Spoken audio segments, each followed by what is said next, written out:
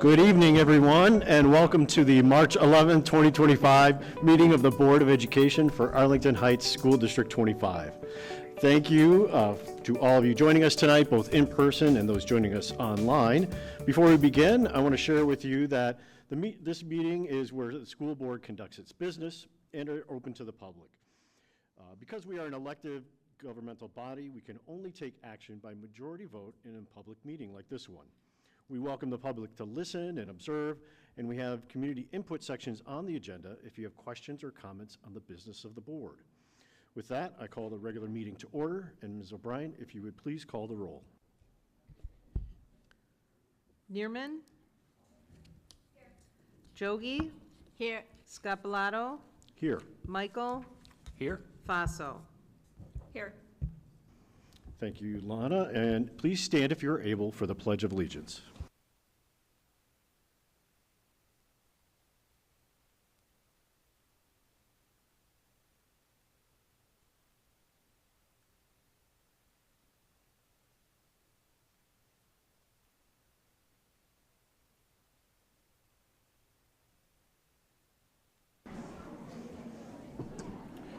Well, we reserve the first space on our agenda to recognize the outstanding accomplishments of our District 25 students. To our students here tonight and parents, thank you for joining us so we could celebrate all the amazing things that are going on in the district and making time in your busy schedules. We really do appreciate it. This evening, we're going to recognize student accomplishments in the areas of creative arts, athletics, and dance team. So to start, we're going to recognize the PTA Reflections participants. Dr. Kay and I are going to move around front, and we'll get started.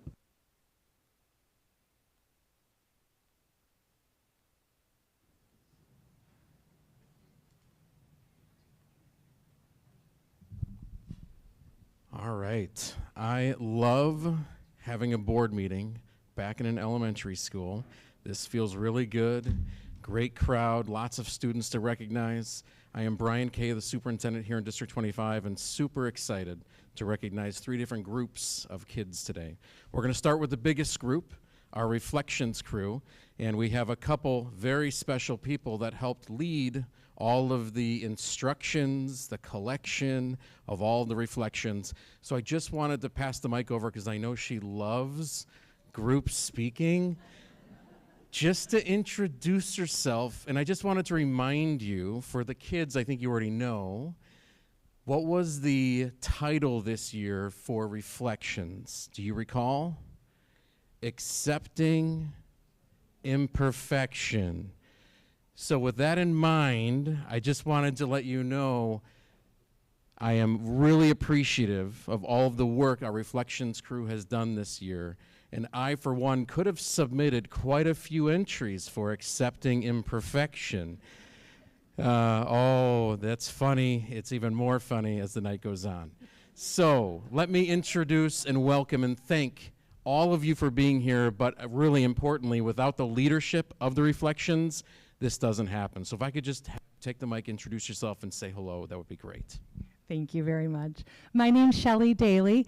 I'm actually, this is the school I went to when I was a child. This is my neighborhood, so I'm in my alma mater over here. But I'm Shelley Daly. I have 3 kids in District 25. I live in Arlington Heights still. I've never went far. I have 2 boys that are at Westgate, and then I have a daughter at South. I love volunteering. I'm very involved within the PTA at Westgate and South, and now I'm helping with the Arlington Heights Council with the chair of Reflections. Thank you, Shelley. Thank you. Thank you. And we also have Amanda Bonsali here. I'll let her introduce herself as well. That's it. I'm Amanda Bonsali.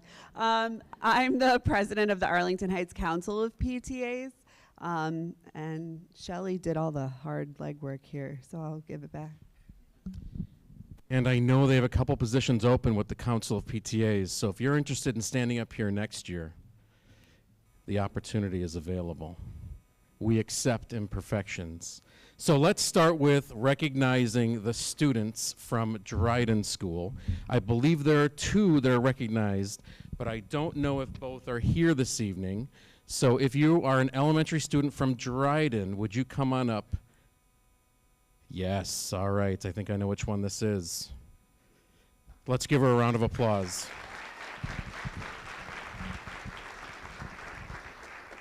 So if you want to collect a gift on behalf of the Board of Education for participating, congratulations. We have a certificate for you as well, but let's have you turn around and introduce yourself to the crowd. You want to give them your name and your age at Dryden Elementary School. Hi, my name is Mila, and I'm 9 years old. Mila, thank you for participating. You are the solo participant from Dryden today, and we have a certificate to recognize your participation as well. Congratulations, Mila. Thank you.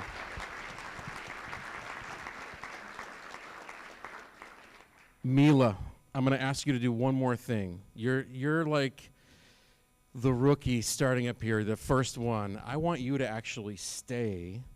As we introduce more people, they're going to line up next to you, okay?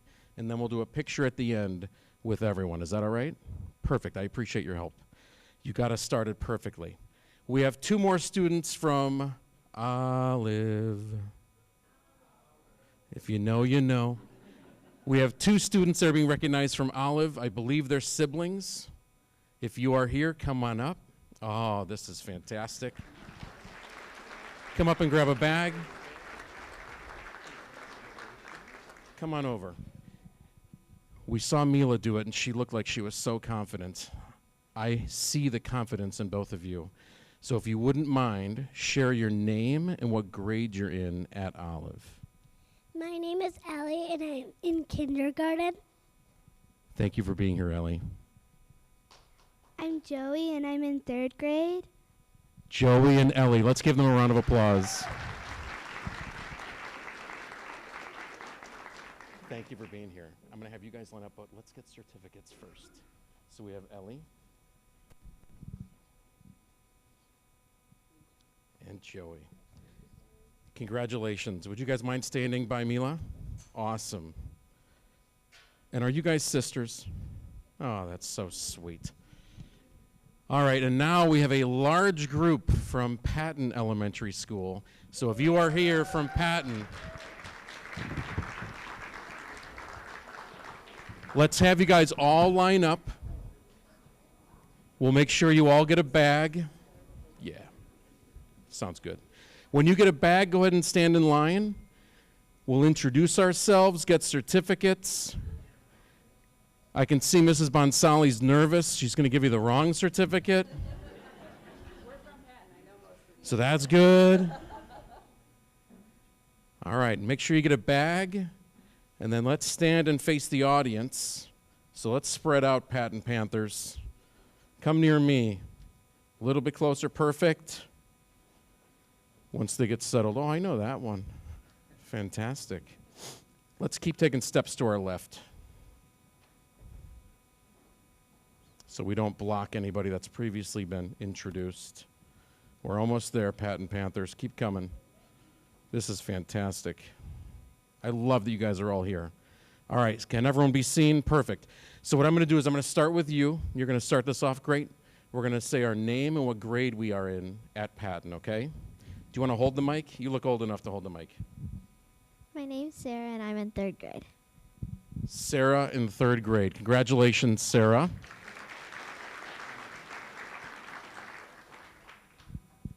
My name is Abby, and I'm in 3rd grade.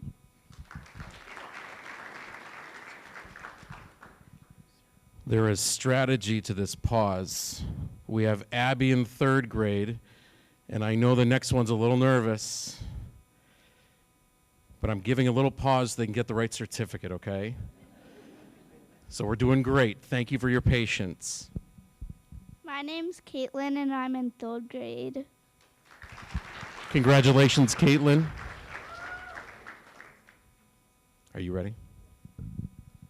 My name is Addie, and I'm in 3rd grade.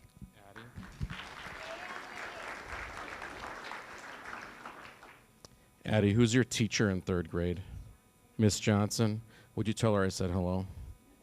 Is she close by? I can feel it now. Thanks for being here. That's so kind of you. Awesome. Next up. My name is Emmy, and I'm in 1st grade. Emmy, can you do it one more time? Like you mean it. My name is Emmy, and I'm in 1st grade. That was great.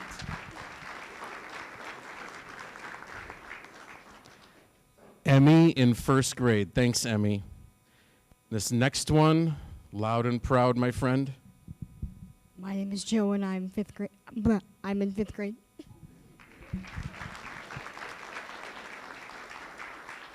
We have Joe in fifth grade. It's not as easy as it looks, but guess what, Joe? We accept imperfection. Well done, Joe. Thank you for participating. My name is Austin, and I'm in fifth grade.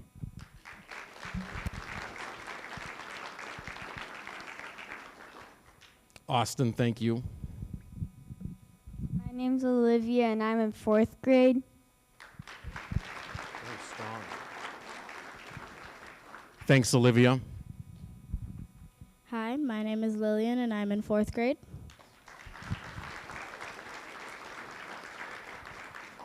Thank you, Lillian. My name's Henley and I'm in third grade.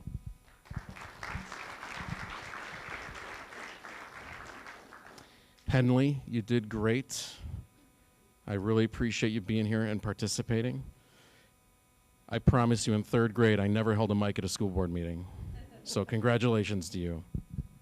Hi, my name's Aiden and I'm in third grade. Awesome. Thank you, Aiden, for being here and for participating. Hi, my name is Livy, and I'm in fourth grade.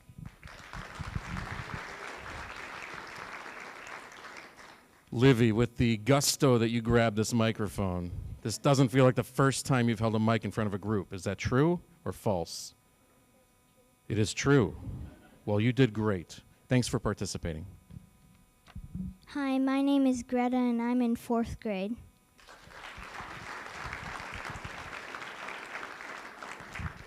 Thanks, Greta, in fourth grade. And our last Panther here tonight, being recognized. You are last but not least. Hi, I'm Logan, and I'm in third grade.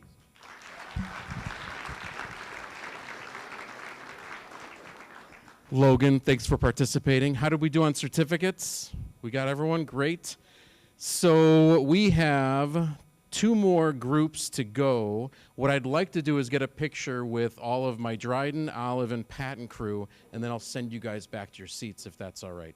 So if I could have Mr. Harris come on up. You want to do the stage? There's a chord they could trip on. I'm a little nervous about that. Yeah, here sounds good. There are some imperfections I don't want to play with. Yeah. Oh, okay, good luck. Yeah. Great idea.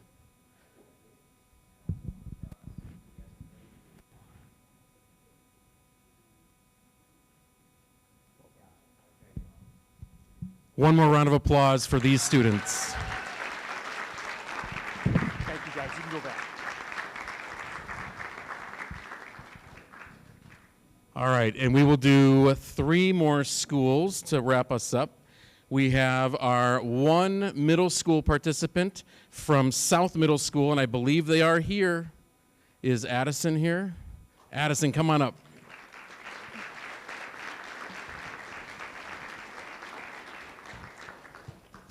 Thanks for participating. I really appreciate it. Thank you. And then we have a certificate for you as well. But I'm going to have you introduce yourself and give your name. Are you comfortable doing that? All right, awesome. Thanks. Hi, my name is Addison Daly, and I'm in 7th grade. Thanks, Addison. What elementary school did you go to, Addison? Sorry, I didn't give you the mic. She definitely looked at the mic like, give it to me. Westgate. Well, isn't that timely?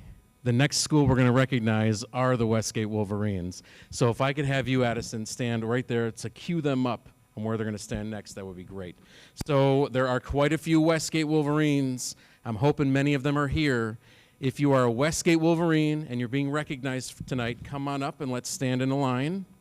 Grab a bag first from our board president. And then you guys can line up. If you have a bag, come see me. Look at this. Yeah, come on over. We'll stand right here, and we'll face this crowd. Do I see a sport coat? Oh, do I see 2 sport coats? Whoa. This is extra. I like it. Come on over. Come on over. We need you over here. Yep. All right, you guys are good. Can you see the audience from where you're standing so you're not blocked? Let's move over just a little bit more.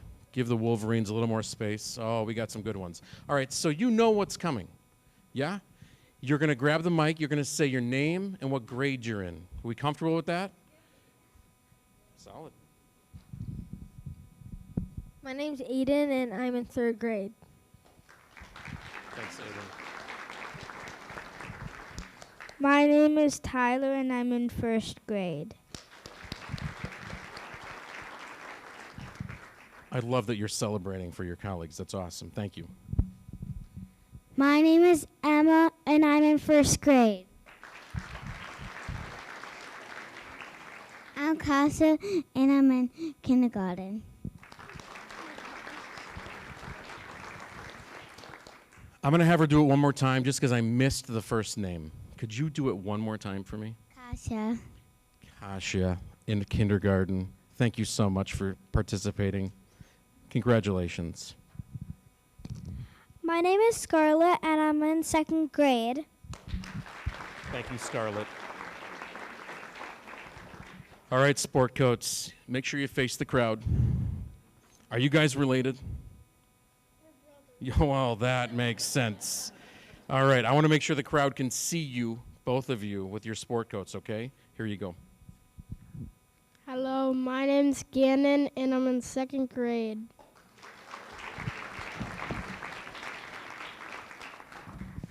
Gannon, you're in 2nd grade? Gannon with a G? Gannon with a second. You're 2nd grade.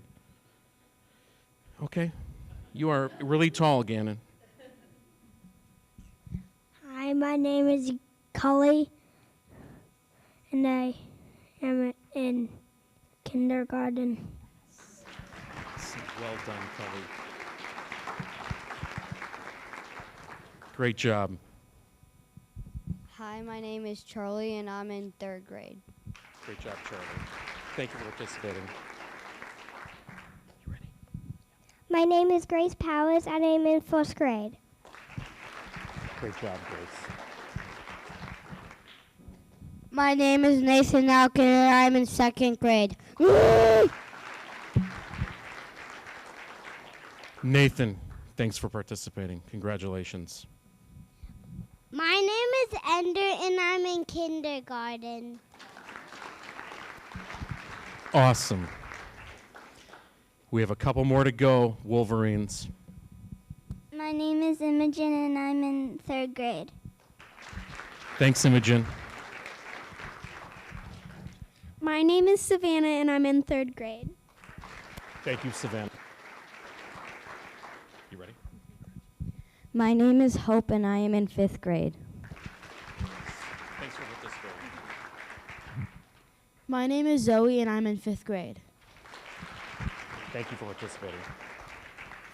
All right, Wolverines and South Middle School Cardinals, stay here. We have one more school that's going to join us. Does anybody have a guess as to which school it might be? I'll give you a hint. We're going in alphabetical order. There's one more elementary school after you in alphabetical order. You're confident with this, and that just went down. Yes, Gannon. Is it Greenbrier? I like your guess, I really do. But the last one is a Wildcat from Windsor. We have three Windsor Wildcats. So if I could have those 3 Windsor Wildcats come on up, you can join us up here. Thank you. We're going to get you a bag and a certificate. If you guys want to stand right here next to me, that'd be great. Congratulations for being here. The bags are coming. All right. The directions are the same. We're going to say our names and our grades. Just a little tease, the bags are empty. We could have filled them with homework. We chose not to. So you're welcome. So we have 3 students from Windsor. We have 3 Wildcats. So if you could say your name and your grade, that'd be great. Are you ready? My name name's Lila, and I'm in kindergarten. Well done. And 2 more Wildcats. Hi, my name is Emma, and I'm in 5th grade. Thanks, Emma, for participating. Hi, my name is Eve, and I'm in 5th grade. We have one more thing to do, and that's a picture. And it looks like you were celebrating, like there might be somebody in the audience who wants your photo too. But Mr. Harris is also going to get a video of us, so make sure your hair is just right, your sport coat's on correctly, and face Mr. Harris for one last video to celebrate. Let's give them all a round of applause. Well done.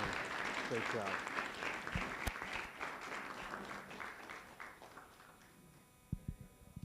Once again, thank you guys so much. South, Windsor, and Westgate. Appreciate it. Thank you. Painless? Painless.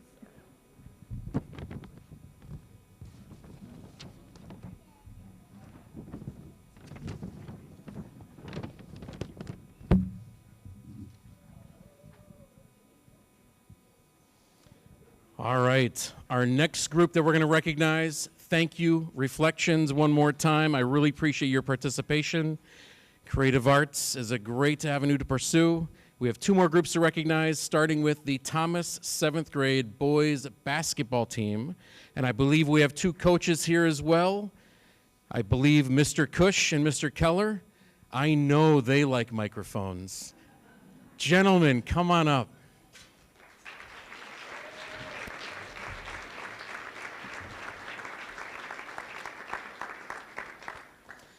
So we wanted to recognize how far your players made it this year. I just want to ask, I think we have a video. Did you want to start with the video or did you want to finish with it? Yeah, we can start with it. All right, we'll start with the video, then I'll hand over the mic to do some introductions.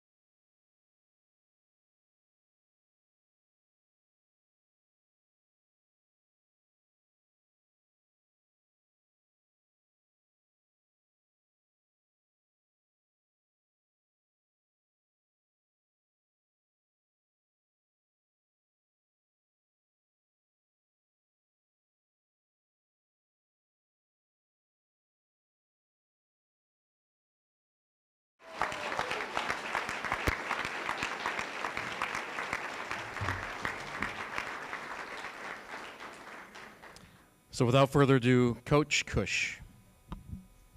Thank you. We have 7 guys here tonight. I want you guys to come on up real quick, the 7 of you that were able to make it.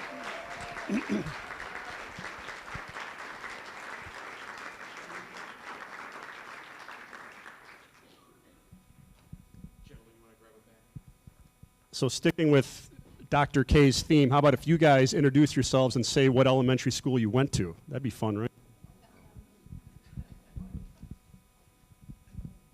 There you go. Declan, we'll start with you. Great. My name is Declan, and I went to Olive. My name is Ryan, and I went to Patton. My name is Leo, and I went to Wayside. My name is Ben, I went to Patton. My name is Jackson, and I went to Ivy Hill. My name is Alex, and I went to Patton. My name is Charlie. I went to Olive.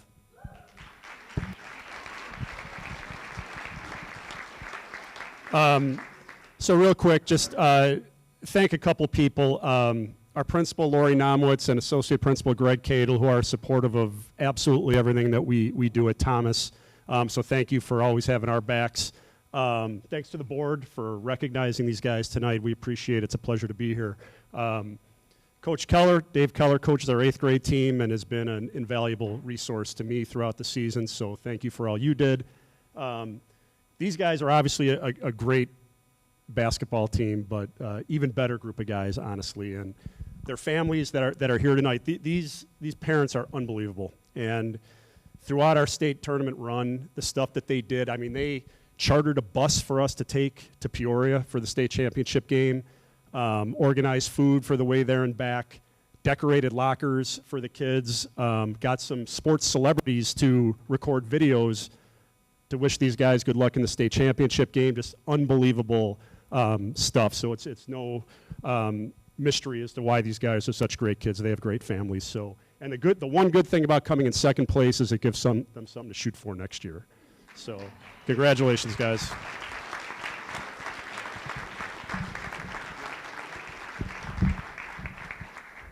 I don't know if the parent is here, but I'd like to know which parent put together the Zoom so that I could watch the 3 overtime game. Thank you so much for doing that. That was awesome. So one more round of applause for these gentlemen.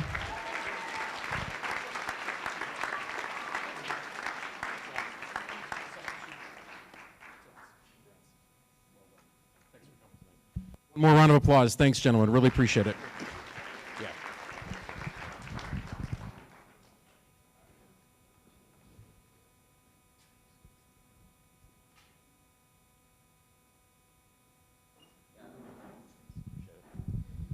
Thanks, gentlemen. Thanks, Coach.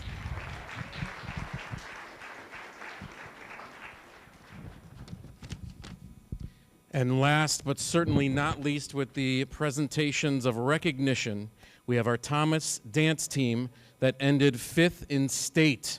If I could welcome up the kids and the coaches, that would be wonderful.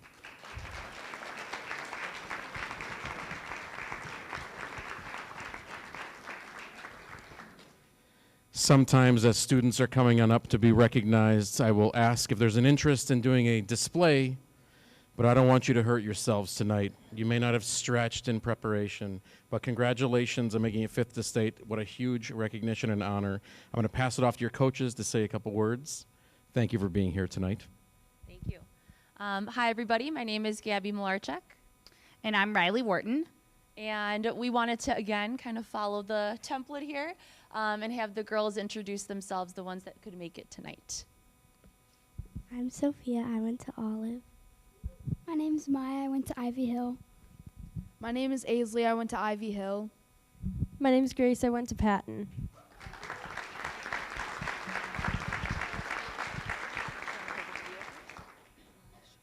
Can we play the video first? Okay, perfect.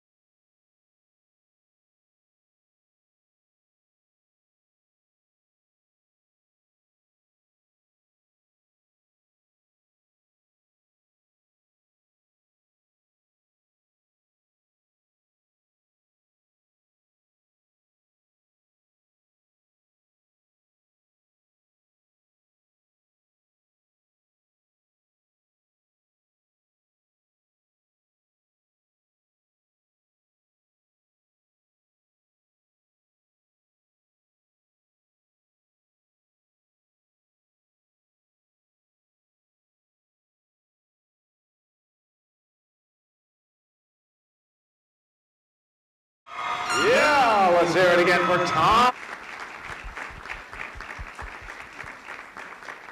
So just as a testament to all of the hours and hard work that these girls put into their time in doing just a single 2-minute routine is incredible.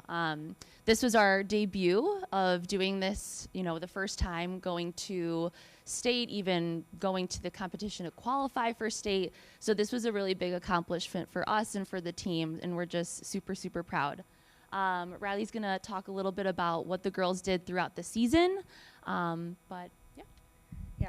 So this season, the girls came in and they gave us 100% from the beginning.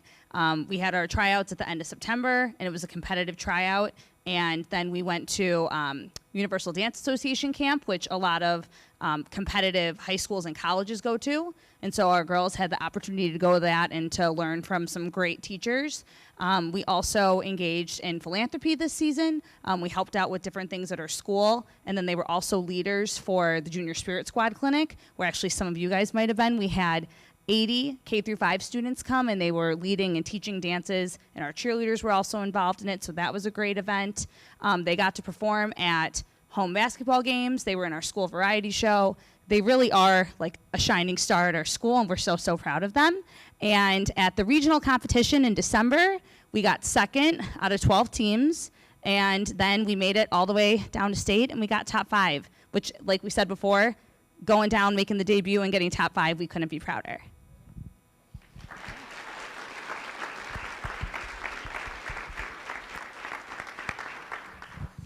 Can we get one photo with you guys up here?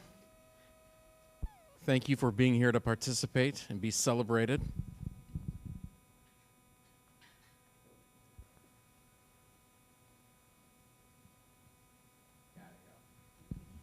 Congratulations.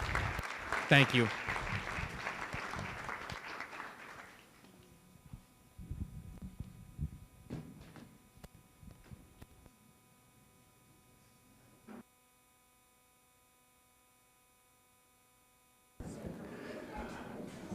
Thank you, everyone, for joining us. We appreciate you being here, and it's a great evening to get ice cream. Have a good night.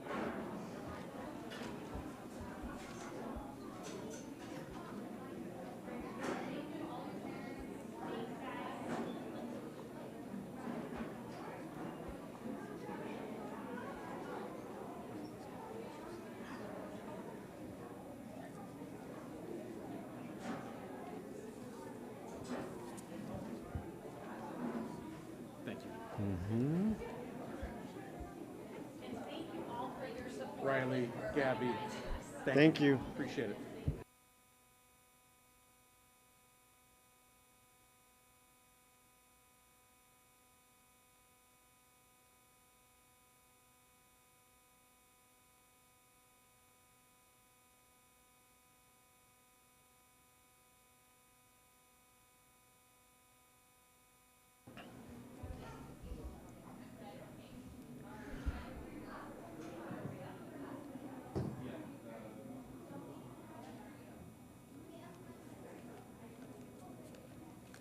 Well, we're going to continue on with our meeting after that amazing celebration, and thank you to Greenbrier for hosting us so that we could recognize all those wonderful students.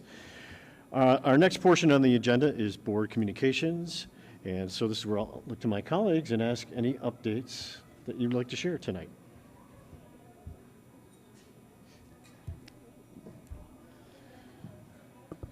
Mr. President, thank you. Yes. I was fortunate to attend the safety night at Westgate last night. It was great. Dr. Kay was there, Ms. Buck, and Ms. Jan Coleman Ferris, plus Officers O'Leary and Seebacher, plus a ton of parents who were very involved, concerned, had great ideas to keep our community safe. And I just appreciated being with parents who care so much about our community. So it was great. Thank you all. Thank you, Liz. Yeah. Anisha? Yeah, I'll piggyback on that. No, it was such a great night at Westgate, and I thought it was such a proactive measure and so much great information from the Arlington Heights Police Department. I know I learned a lot as a parent as well, so it was good to be there with the Westgate community. So thank you to our principal team, our admin team from Westgate, and Dr. K and the police department and everybody and all the parents for all the great questions. It's been a fun time. I feel like I can't believe we're at March. The school year is kind of rolling to an end, but not quite. And there's so many fun things happening at school, so I don't know where to start. Maybe I'll start with how I saw Allison dancing today. Maybe that's where I'll start. So actually, I'll start with the Westgate. I'll start with the Westgate IS program. So I had gone to observe the Westgate IS program, and it was really just fascinating to see. And I'm so proud of the Westgate team. There was such intentional integration of the program, and it was great to also see. The last time I'd gone to Westgate, it was for the ribbon cutting, but when I went yesterday to see the building being used in such an enhanced fashion and all the, like really truly seeing it being used so well. And the one highlight that I really appreciated at Westgate was that these teachers were so patient for so long that they didn't have a teacher's lounge. And the fact that they actually had a lounge, and I saw teachers taking a very well-needed break in the lounge, that made me really happy to see.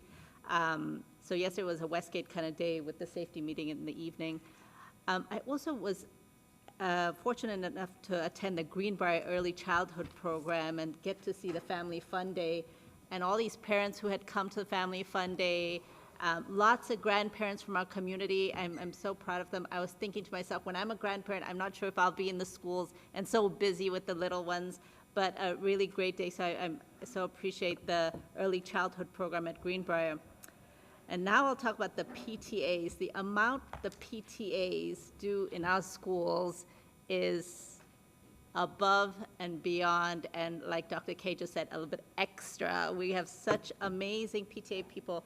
So I was at 3 different schools hosting PTA programs, and today I'm a little, maybe if I look a little tired, it's because I was dancing with Allison and Melissa here, because Windsor hosted a cultural week this week. The whole week there's going to be cultural activities. And today there was storytelling through Bollywood dance, which was so much energy. So I was feeling, I'm not sure, I was empathizing with the teachers who are going to inherit all these Bollywood dancers that went back into the classroom.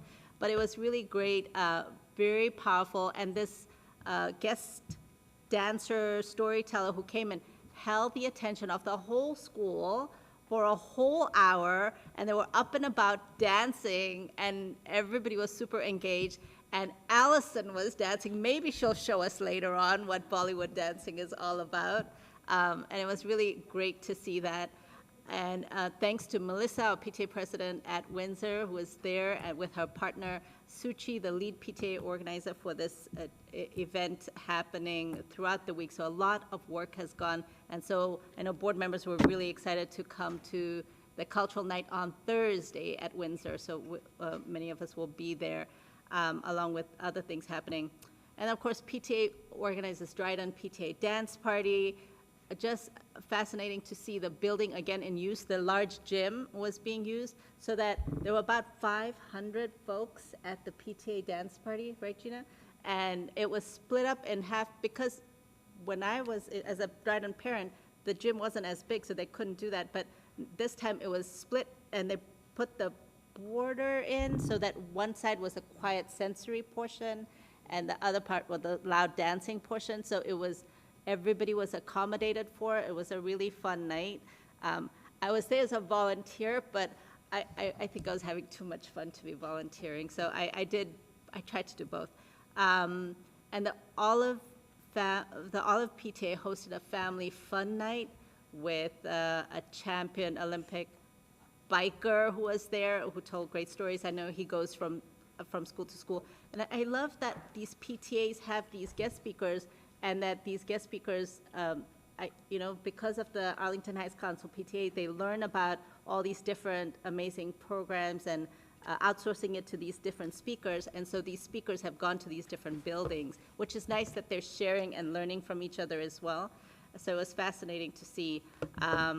So I'm excited to kind of, before the school year ends, to go to all the other schools that are happening, but band at Thomas and South was good too, and I saw my friend Greg at the band concerts as well. So thank you, Mr. President.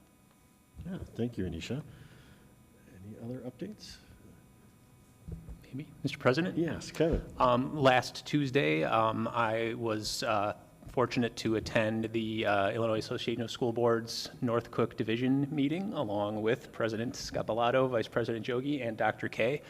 And in addition to talking about school board business around the North Cook region and recognizing some school board members for their service to their communities, we also got to enjoy a very interesting presentation on artificial intelligence in education presented by Eric Santos of the Learning Technology Center.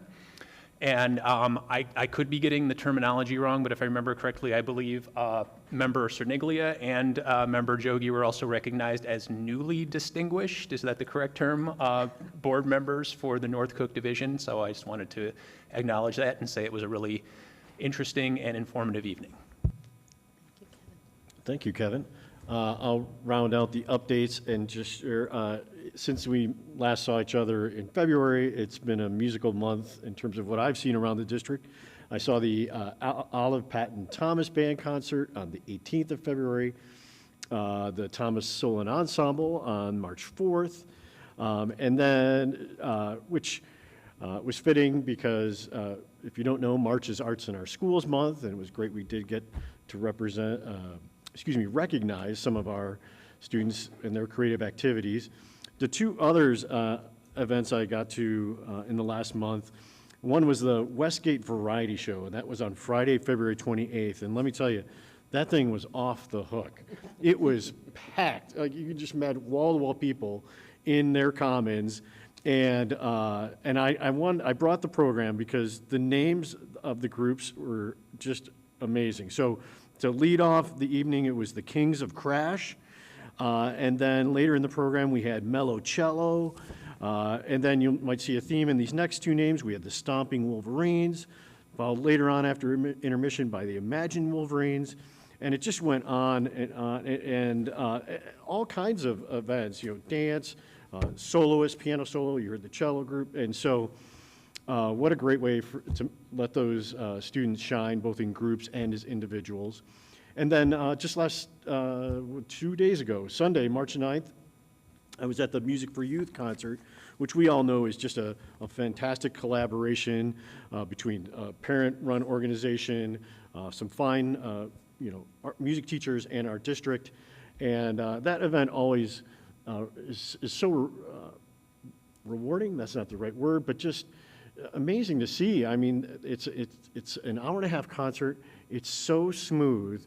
They have kids from kindergarten to 8th grade, and they move, and it's like just watching choreography, even though that's not what it's about. It's about their string players, but just really wonderful playing, and it sounds great in that field house at, help me out, Forest View. Thank you.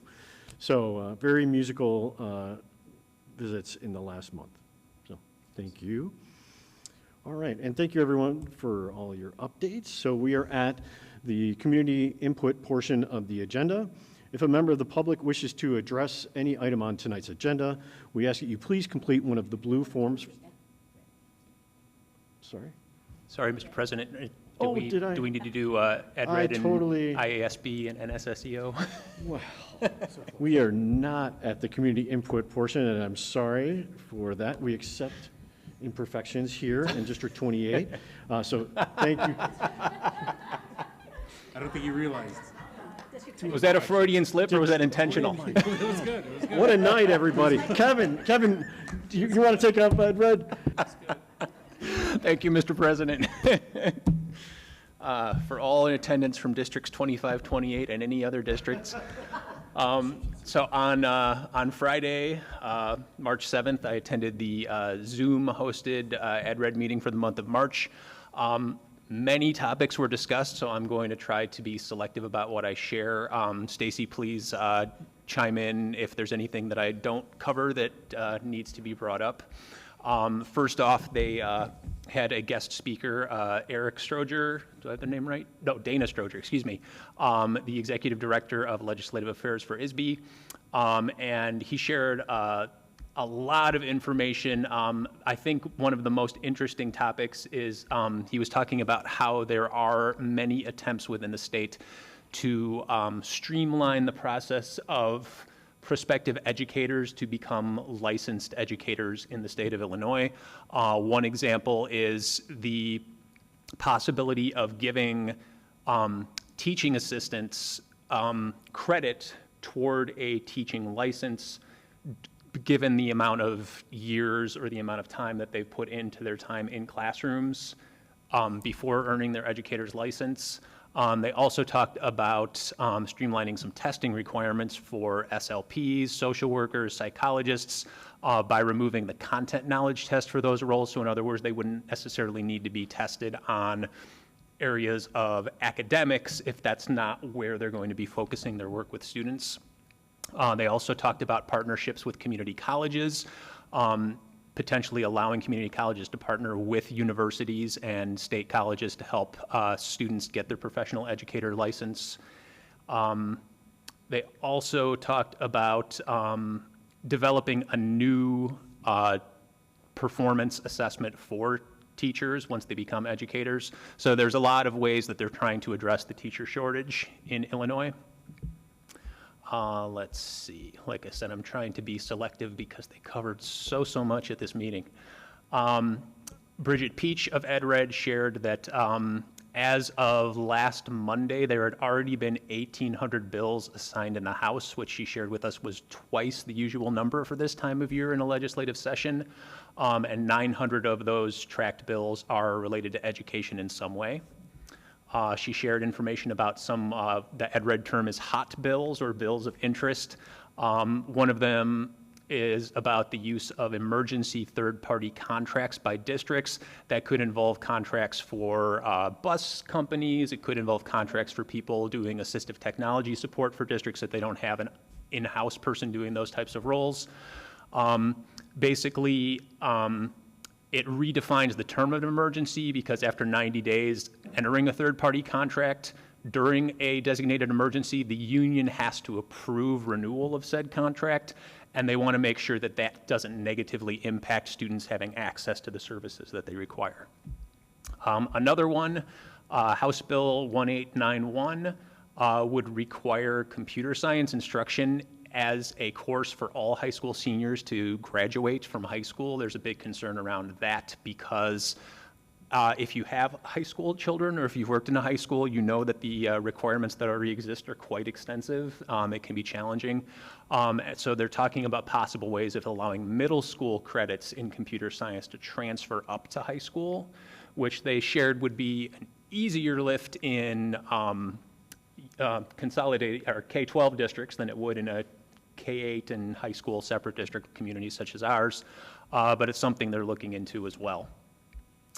Let's see, again, I'm trying to not share too many of these things. I'm trying to cover things that will more directly affect K-8 districts.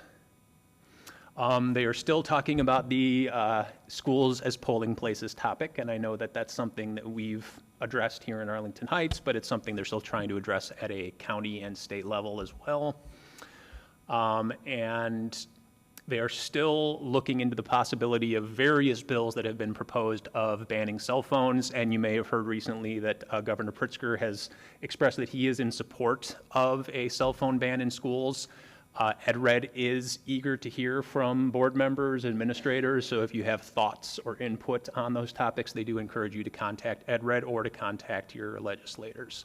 And the next meeting will be on April 4th, and it will be held both over Zoom and in person at Main District 207.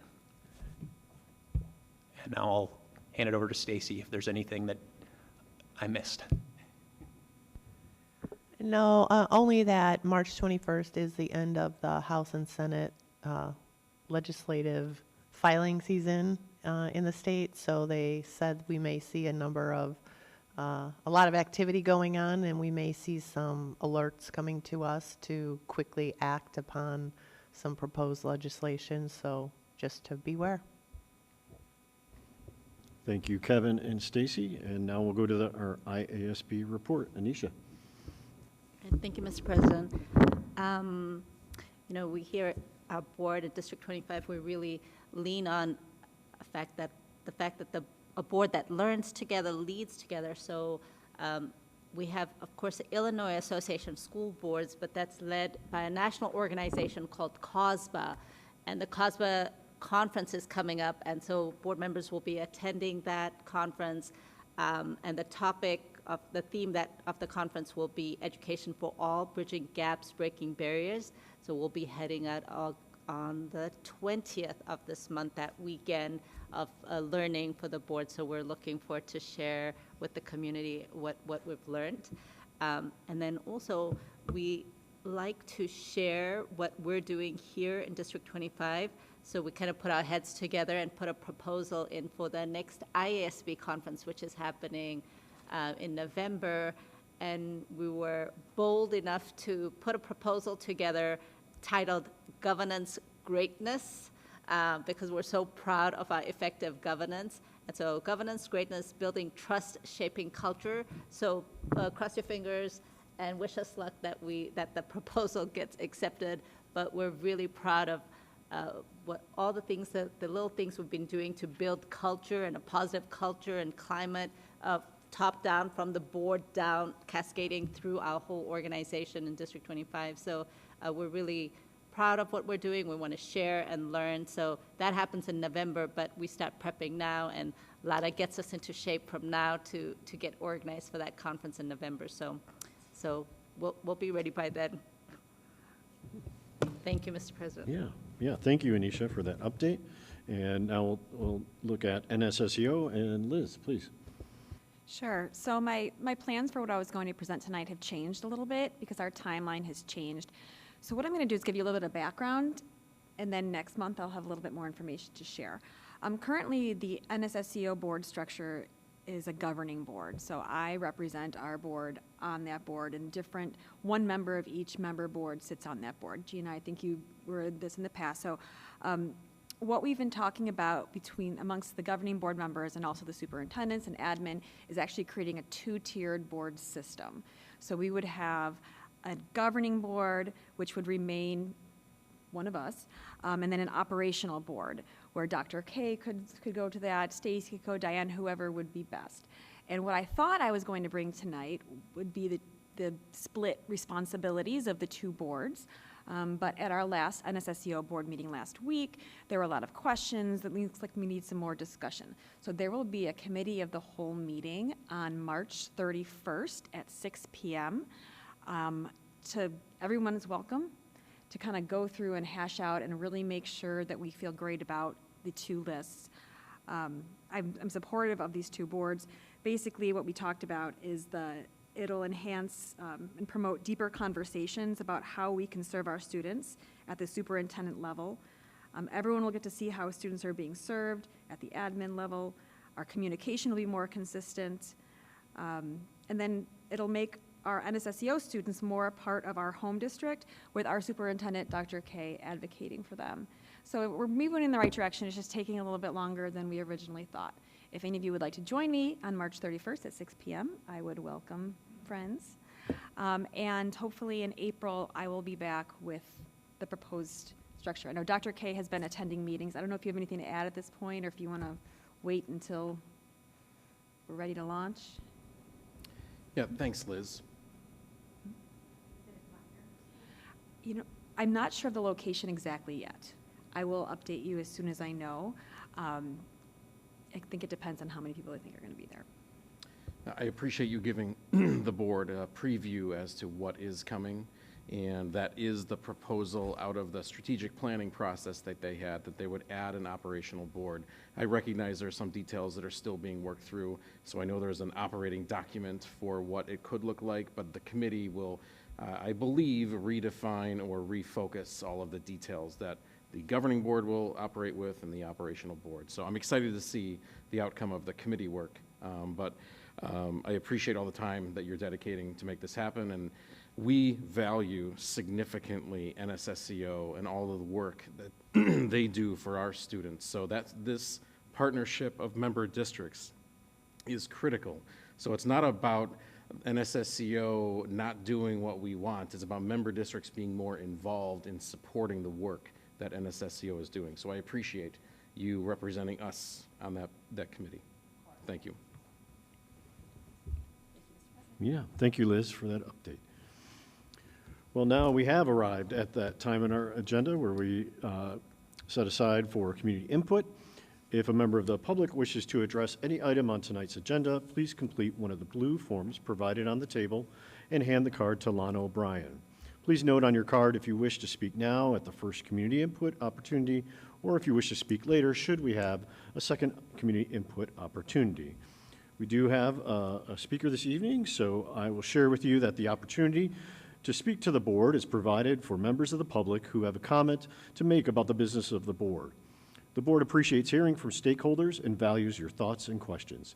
Public input can be helpful to the board as we strive to make the best decisions for the district. In order for the board to reserve sufficient time to conduct its business and operate its meetings, in the spirit of civility and decorum, speakers are expected to adhere to the following guidelines. 1, address the board only at the time provided on the agenda and only after being recognized by the board president. 2, identify yourself and be brief. Comments must be limited to a maximum of 3 minutes per speaker. The board may shorten this time in order to allow the maximum number of people the opportunity to speak. And 3, please be respectful and courteous.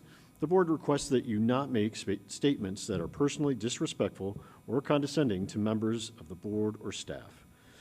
The board typically does not respond to comments or attempt to answer questions during the public comment period, but please know we do listen intensely and appreciate the input from our community. As always, if you have included your email in the comment form, somebody will get back to you regarding any questions or concerns. And with that, Mr. Sam Pappas, if you please step to the mic. And welcome.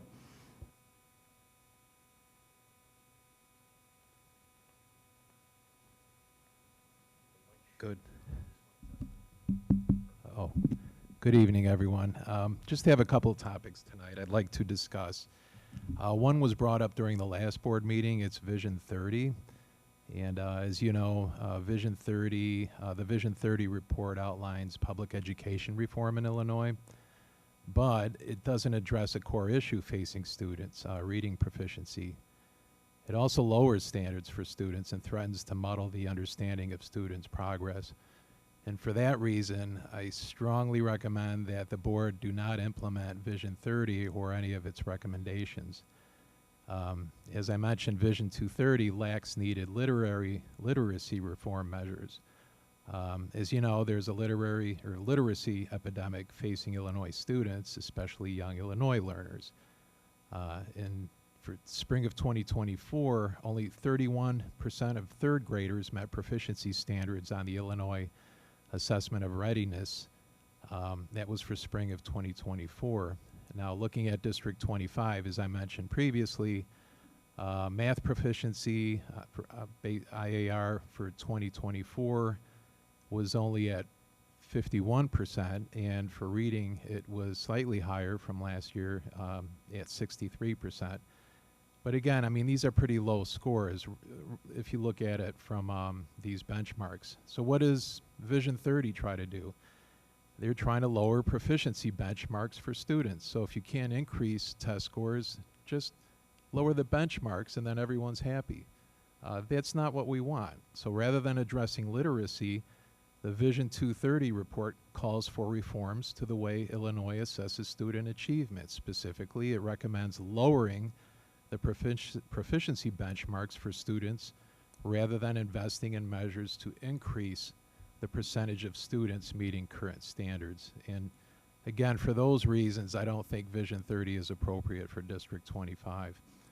And switching to another topic, as you are all familiar with in the news lately, is President Trump's executive order banning critical race theory in K through 12.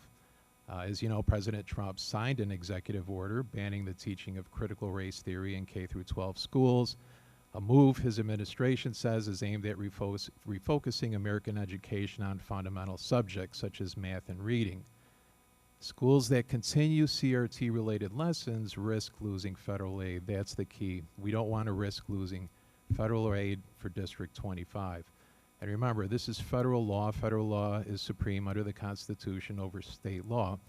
And I know there are some cases out there where it's working its way through the courts, but the risks to District 25 could be significant. And the executive order follows the release of the latest NAE, National Assessment of Education progress. Mr. Pappas, I apologize, but your time is up. Thank you for joining us this evening. Okay, so summary, just terminate the DEI program, abolish the equity director position. Thank you, Mr. And Pappas. reallocate resources to like an SRO, which Thank you would for be more joining us. appropriate. Thank you. you. The next section on our agenda is communications from district partners. There's no report tonight from the PTA, so we're going to go right to ABC 25. And Gina, I looked over here. We're in a different building. You're over here. Thank you, Gina. Thank you, Mr. President. So everything and anything, where's my friend Allison, is all about April 6th. Top golf, top golf, top golf. If anybody has an interest in learning golf, playing golf, going and hitting a bucket of balls and not having to fetch them all, please come out and join us. The benefit that we have, you can sign up as a single golfer, you can sign up to just come and socialize and have food and drinks and look at all of the wonderful silent auction items that we'll have. But it is less expensive to come to our event than if you wanted to go play a round of Top Golf with your friends on any other given day. So April 6th, Top Golf. Looking forward to seeing everybody out there. If you want to get a group of 6, you can have a whole bay to yourself, and you can have six people, 8 people in the bay, 6 golfers. So you can always bring 2 people who may be more interested in socializing and less interested in actually golfing, if you would like. Thank you. Great. Thank you, Gina. Quick question for Gina. Yeah, please do. Anisha. If I can turn this on. I think it's on. No, Gina, it looks so good. I went into the registration link yesterday. So say if somebody can't make it, I won't try my best to make it. But if you can't make it, if you buy the raffle ticket, can you still win a prize, or do you have to be there? We will not make you have to be present to win. And if you buy raffle tickets, I will make sure that we drop them in the baskets for you. Okay, cool. No, I like all the options of the different things in the menu. Yes, the menu of options is significantly, the way we've structured this year's fundraiser is very different than anything we've done. We're trying it. We'll see how it goes. And you said a bay of 6, right? A bay is 6. And a board is 7 people plus Dr. K. So I'm thinking. Well, no, you can have 8 people in the bay, 6 golfers. Okay, maximum. Yeah. Okay. I'll be a yapper. Okay, maybe. Okay, and I believe Dr. K is a golfer himself, so we'll have to see what we can do here. Sure.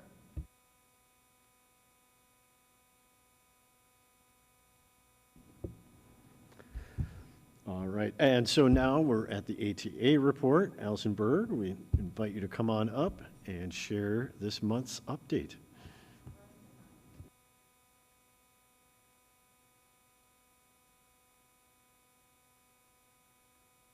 Nope. Oh, yeah. No. Yes. Yes. Can you hear me? All right.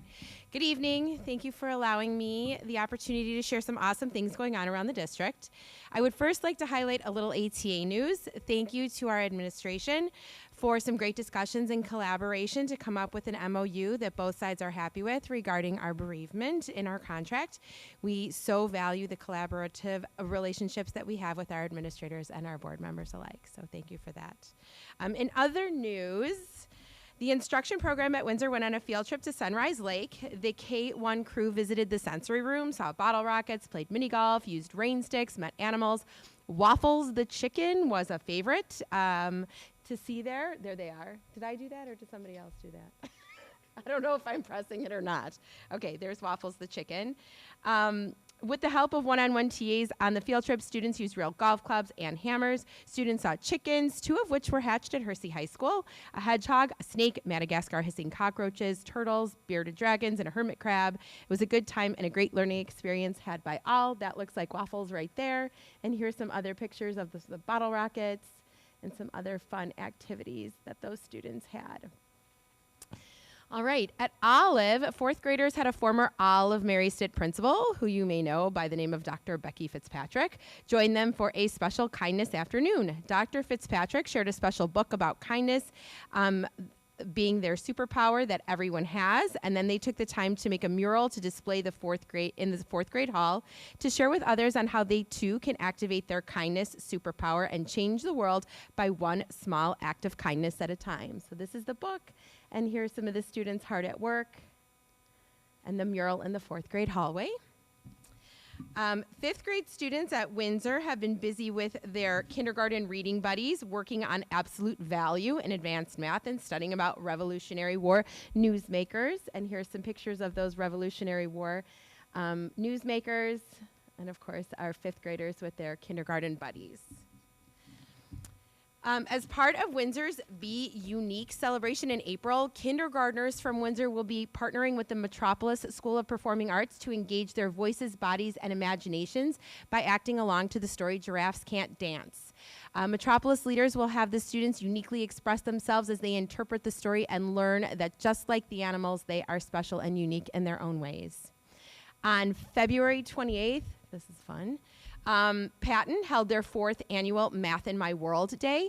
They invited parents and community members to come and share how they use math in their careers. Kids were able to choose who they were interested in seeing and received a personalized schedule for the morning.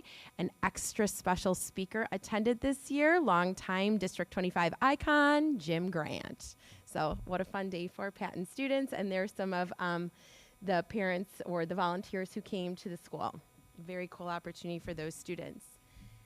Anisha already mentioned, but today, this week, Windsor is celebrating Multicultural Week. Today we had a guest speaker teach about Holy, and got to participate in some fun dancing. This is my favorite picture. Even the teachers got to celebrate. That would be Mr. Gumber, our PE teacher.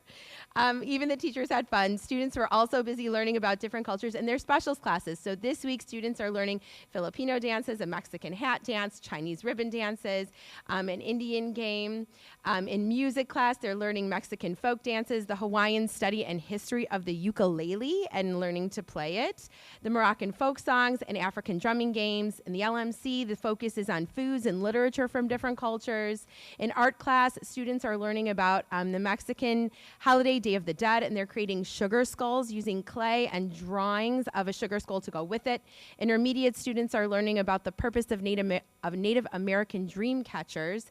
They're decorating paper plates and then stringing yarn and beads and feathers through holes around the edge. As Anisha already mentioned, Thursday is Windsor's annual multicultural night, so you may want to attend to check it out. The school right now is all decked out with posters. There's one for Mr. Peterson, but the whole Commons is decked out with posters from all the teachers in our school showcasing their cultural background, and student names are posted throughout the building as well, focusing on what makes each child special and their name unique to them. So exciting times over at Windsor. And last but not least, on March 7th, fourth grade students, families, and staff from Olive Mary Stitt participated in a meaningful service event at Feed My Starving Children. They had 150 volunteers working together. They packed 98 boxes, which is equivalent to 21,168 meals. The event was a powerful reminder that when we come together as a community, we can make a real difference. Olive is so proud of their students for their hard work, teamwork, and dedication to helping others. And there's a few more pictures from their event. And like I said, this is just a few things going on around the district, so I'm always happy to report on that. I enjoy the opportunity to share with you, and I'll be back next month. Have a great spring break. Thank you. You're welcome. Thank you, Allison.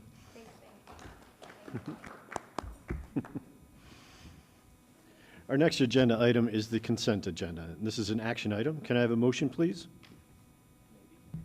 Mr. President? Yes, Kevin. I recommend that the Board of Education approve those items on the consent agenda as follows. A, personnel report and addendum to personnel report. B, treasurer's reports. C, invoices. D, regular and closed session meeting minutes of February 11th, 2025. Thank you, Kevin. A second, please. Second. Thank you, Anisha. And Lana, if you could please call the vote. Neerman, Yes. Jogi, Scapalato, Yes. Michael, Yes. Faso. Yes. Thank you, Lana, and the motion carries 5-0. All right. We're now going to go to the business and finance section of the agenda.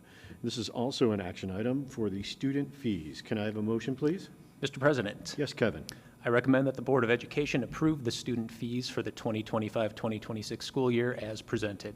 Thank you, Kevin. A second, please. Second. Thank you, Anisha. And Stacy, if you could please share with the board the information about the student fees. Thank you. A couple highlights on the student fees.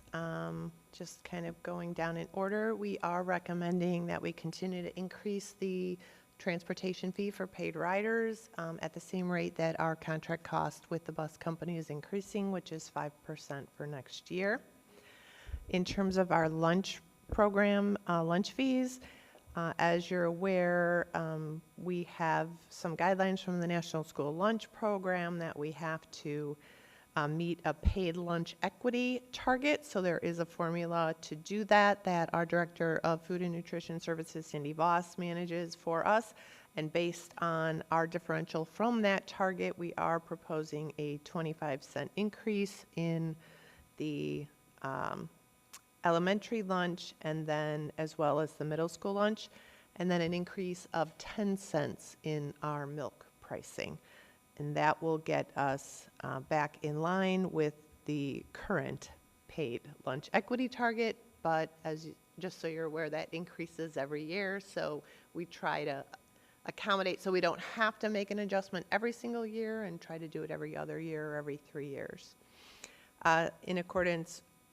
In addition, the cost of school breakfast, we are also recommending a 25-cent increase in the breakfast cost. For all of our free and reduced students, those fees, for all of our free students, the lunch fees and breakfast fees are waived. For reduced, they get it at a discounted rate that is set by the federal government, which I believe is 40 cents for the lunch and 30 cents for breakfast. In terms of our general student fees, we did make some changes to those fees last year, and for the most part, we are recommending no change except for the kindergarten.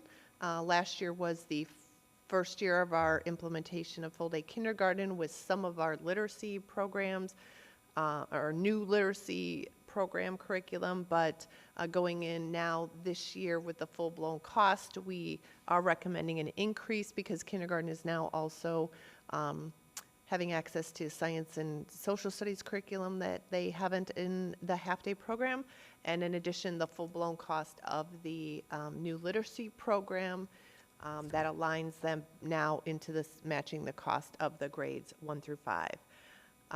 We do build this student fee to cover the consumable costs of our curriculum. So things like math workbooks that the kids write in and can't be reused, as well as literacy workbooks that they'll be using.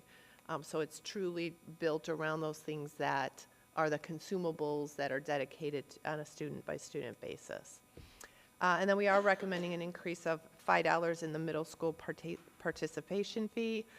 This fee helps offset the cost of our extracurricular programs offered at the middle school. It in no way is intended to cover the full cost, but we haven't increased it in a number of years, and we have incurred some increases in the cost of the stipends that we pay to our teachers, especially in this last contract.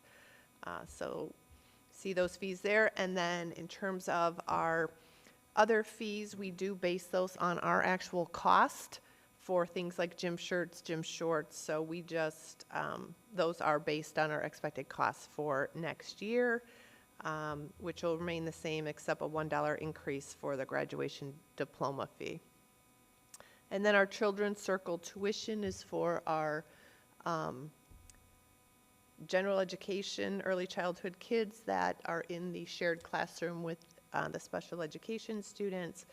That fee is based on the actual cost for the program, based on a per student cost, and we are recommending an increase from $350 a month to $370 a month for 10 months. We do continue to fill those slots in that program. It is still a very highly regarded program, and don't expect to see that increase impact our enrollment in that program. Thank you, Stacy. Any questions from the board for Stacy on this topic? Okay. Seeing none, Lana, if you could please call the vote. Scapalato, Yes. Michael, Yes. Faso, Yes. Neerman, Yes. Thank you, Lana. The motion carries 4-0. And the next item, we're still under business and finance. We're going to have a construction finance update, and this is an information item. So, Stacy. Thank you. This is a follow-up to the presentation we did about exactly a year ago, last March, just to update the board on where we are in terms of the referendum costs and the major portion of those costs related to the building additions and projects that were incorporated into those additions. So as you recall, the referendum was based on covering both the cost of the full-day kindergarten additions as well as 5 years of our capital projects. At the time, split out here by $42.7 million for the additions and then $32.9 million for capital projects over the 5 years. The original anticipated budget that was shared with a low-end cost, we did end up at the high-end cost that was shared with the board.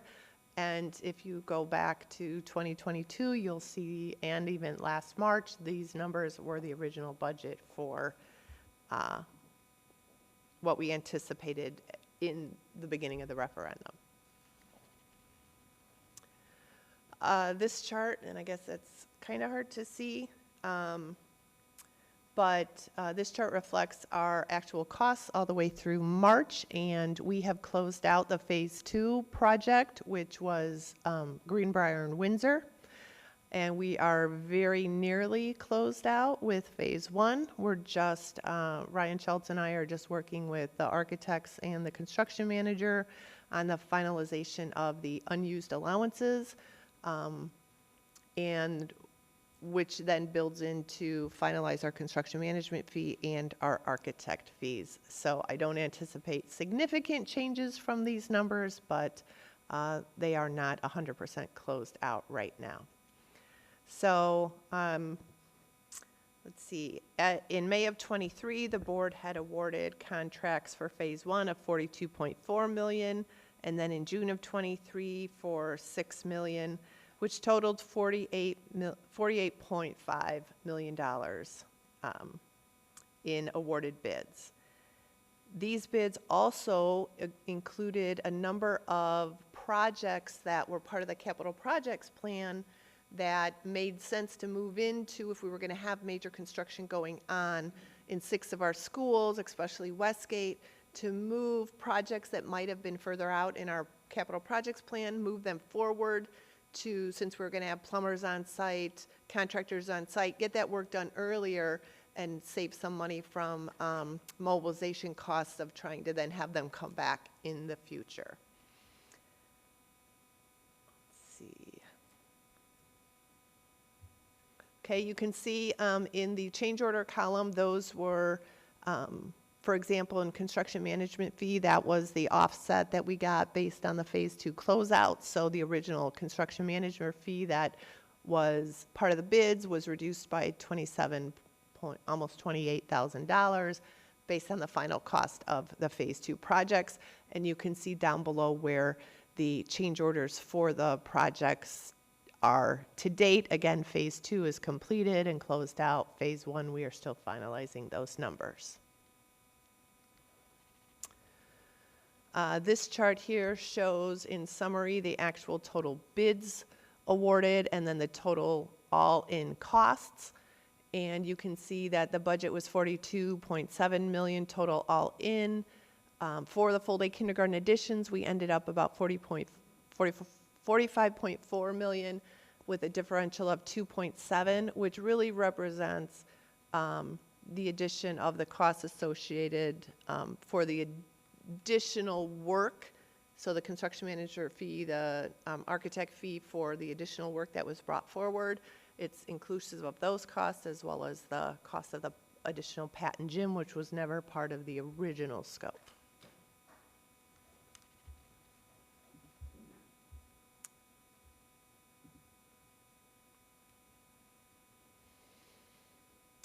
This represents the capital projects, how they actually are playing out versus what we had originally shared back in 2022. As I said, we've moved projects up into 22 and 23. 24 was a very small amount of work in capital projects that didn't go out to bid because everything that was bid was part of the full-day kindergarten bids. And then we have for 25 and 26, as Ryan Schultz presented, I believe back in December, about $3.5 million in capital projects for this summer, and then around $4.37 for next summer. So in total, capital projects that were not part of full-day kindergarten totaled $20.6 million, whereas I believe the number back on slide 1 was above $30 million. So you can see the scope shifted into the full-day kindergarten projects. So just kind of in summary of where it all ends up, you can see the budget versus the actual. Like I said, professional service fees went up based on some additional scope and movement of scope into the full-day kindergarten program. The the allowances in the budget were higher than the actual allowances that are ending up as part of the project. So total contracts that have been bid out ended up being $67.4 million versus the original just for full-day kindergarten of $42.7. But then other capital projects that originally would have been $21.7 million back in 22, because the scope was shifted, we only ended up with $3 million being outside of the bids that were part of full-day kindergarten. And then we have the $7.8 million that are still projected for this summer and next summer. So you can see the original budget costs would have ended up at $75.56 million, and we are at $78.378 million in total. And that's mainly due, again, to the addition of the Patton gym and the associated costs with that gym. These costs do exclude, we had just over a $500,000 cost, I believe, for work that we paid for at Dryden School because there was a fire there. But then we had builders, I forget what it's called, builders coverage that reimbursed us for that. So they offset each other. So those costs are not here, but the revenue is also not included on the next slide.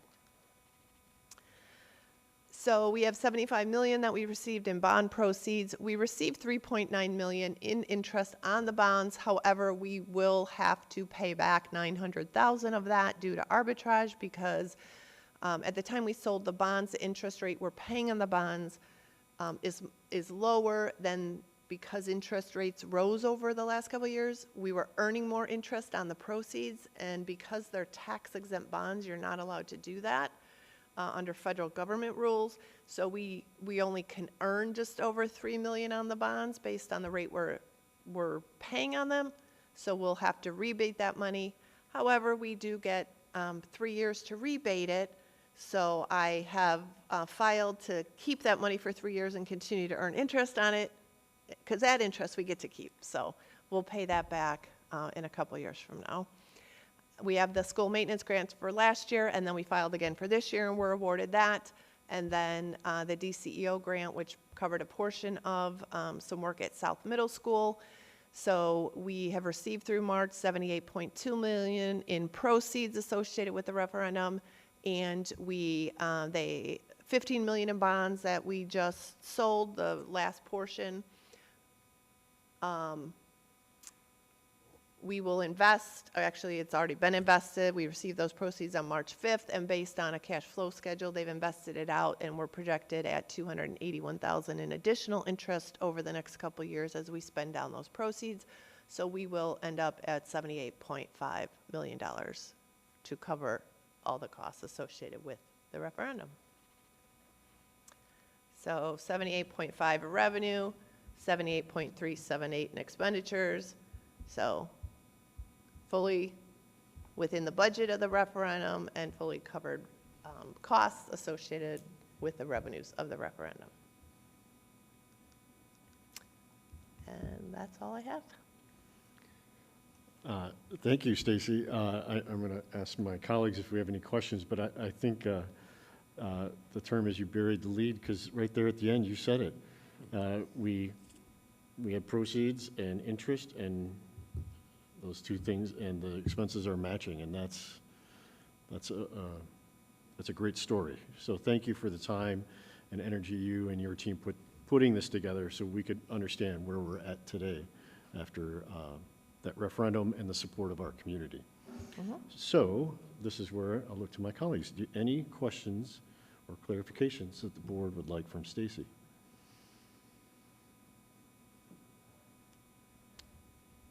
I think Ryan might want some questions. All right. Well, thank you again, Stacy, and we appreciate it. Well, and kudos to Ryan for keeping everything in line And Ryan, and under yes, budget absolutely. or within budget. Absolutely.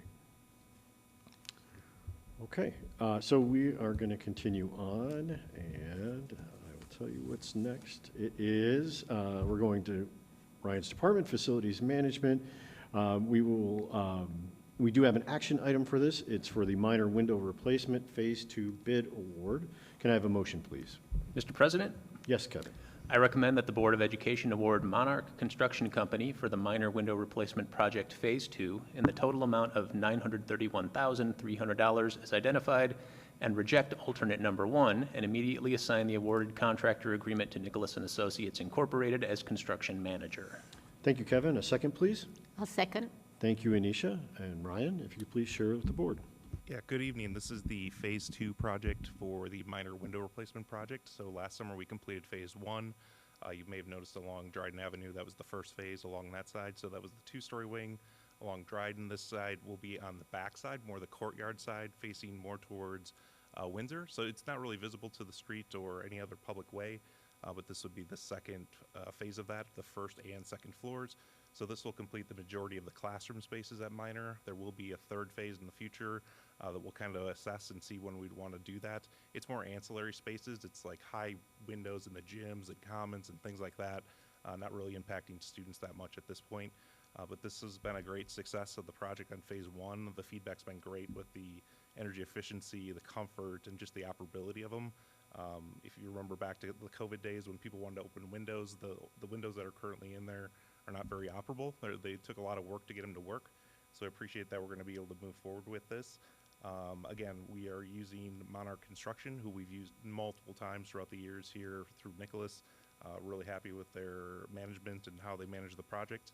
So we're looking to get this going forward and looking for the next phase of the window replacements. All right, thank you, Ryan. Any questions from the board? All right, seeing none, Lana, if you could please call the vote. Scapalato, Yes. Michael, Yes. Faso, Yes. Neerman, Yes.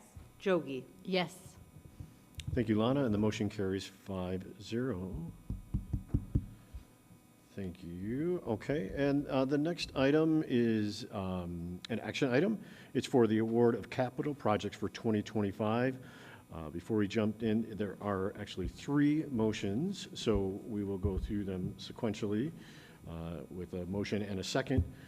So can I have a motion for the first action item, please? Mr. President, Yes, Kevin. I recommend that the Board of Education award RB Construction for general trades in the total amount of $1,114,000 as identified, and reject alternates number 2 and 3, and immediately assign the awarded contractor agreement to Nicholas & Associates Incorporated as construction manager. Thank you, Kevin. And a second, please? Second. Thank you, Anisha. And now could I have a motion for the second action item? Mr. President, Yes, Kevin. I recommend that the Board of Education award Amber Mechanical for HVAC in the total amount of $146,900, as identified and reject alternates numbers 2 and 3, and immediately assign the awarded contractor agreement to Nicholas and Associates Incorporated as construction manager. Thank you, Kevin. A second, please. A second. Thank you, Anisha. And a motion for the third action item, please. Mr. President, Yes, Kevin. I recommend that the Board of Education award Shoreline for electrical in the total amount of $570,000 as identified and reject alternates numbers 2 and 3, and immediately assign the awarded contractor agreement to Nicholas and Associates Incorporated as construction manager. Thank you, Kevin. And a second, please. A second. Thank you, Anisha. And so, Ryan, if you could share the information on the 3 bid awards for the capital projects. These projects are focused on the 2025, the kind of the main core projects for capital this summer, primarily focused on Thomas Middle School, the second floor ceiling and LED lighting replacements. So that'll be the first phase of in the more original part of the building, where in 1996 was the last renovation area in those parts of the building, looking to upgrade the ceilings and lighting on the second floor this year, and then future spaces down the line for Thomas. Patton, the classroom cabinets and casework, that's a primary, in the primary classrooms, again, more towards the existing classrooms that need replacement. They were, again, put in the mid-90s and in major need of replacement from hinges and just general repairs that need to be completed, so looking to replace those. Westgate, we have a couple classrooms just that we've noticed that need replacement for carpet, so 4 classrooms for that. And the final phase of the South Middle School third floor corridor flooring that we'd be replacing in that. So we've completed first floor and second floor at South Middle School, so this is the third floor. Again, we've worked with the majority of these contractors. Shoreline is the only one that we haven't worked with in a number of years, but again, we had good success with them in years prior, so we're looking to move forward with these projects as outlined. Great. Thank you, Ryan. Any questions from the board on these capital projects? Mr. President, Yeah. Yes, Gina. Brian, can you just tell me why we didn't take the low bid on the electrical? Because IBS looks like they came in lower. Yeah, IBS was the original apparent low bidder. They did a scope review with them. They weren't all inclusive on their bid. They didn't include some of the allowances and some of the other items appropriately. So we're looking to grant their request to relieve their bid. Again, the reason we do that is if we wouldn't, we would have to go after them legally, and it would probably cost us just as much to go after them, to go after their bid bond. So we did review that, and we're recommending to allow them to retract their bid because it wasn't responsive to the requests. So that was completed by Nicholas, and we would agree with that, that we would remove them from the bid and their ability to complete the work. Okay, thank you. All right, thank you. And board members, we are going to do one vote for the 3 action items, just to clarify. So if there's no further questions, then Lana, if you could please call the vote.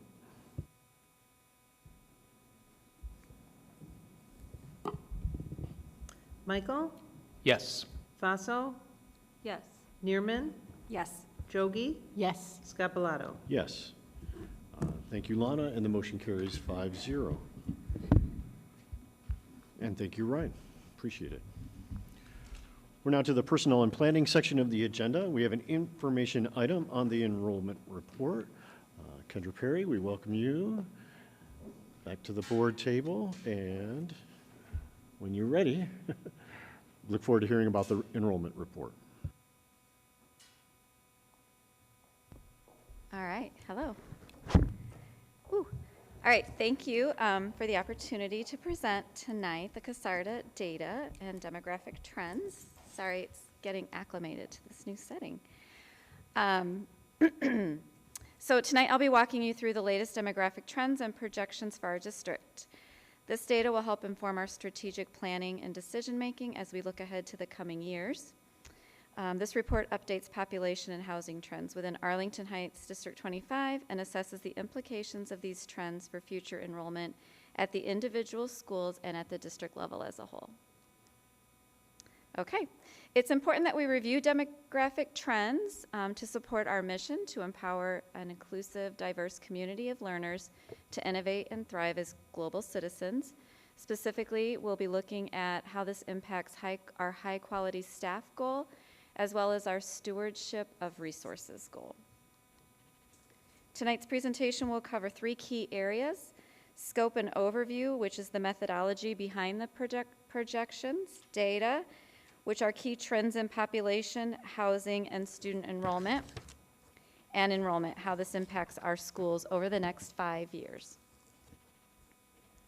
So first we'll talk about the overall scope of this work. All right, getting into the meat of it. To ensure accuracy, we worked with, again, Dr. John Casarda, a leading expert in demographic analysis and enrollment forecasting. Dr. Casarda's extensive experience and tailored methodologies have been instrumental in aiding District 25 and numerous Illinois school districts to anticipate enrollment changes and make informed decisions regarding resource allocation and strategic planning. His methodologies include analyzing recent demographic and housing trends by looking at residential development patterns and demographic dynamics underlying historical enrollment changes, assessing housing development, housing turnover, including teardowns, and other factors impacting family in-migration since 1990, and analyzing student migration transfer patterns, and forecasting population and household growth through 2035.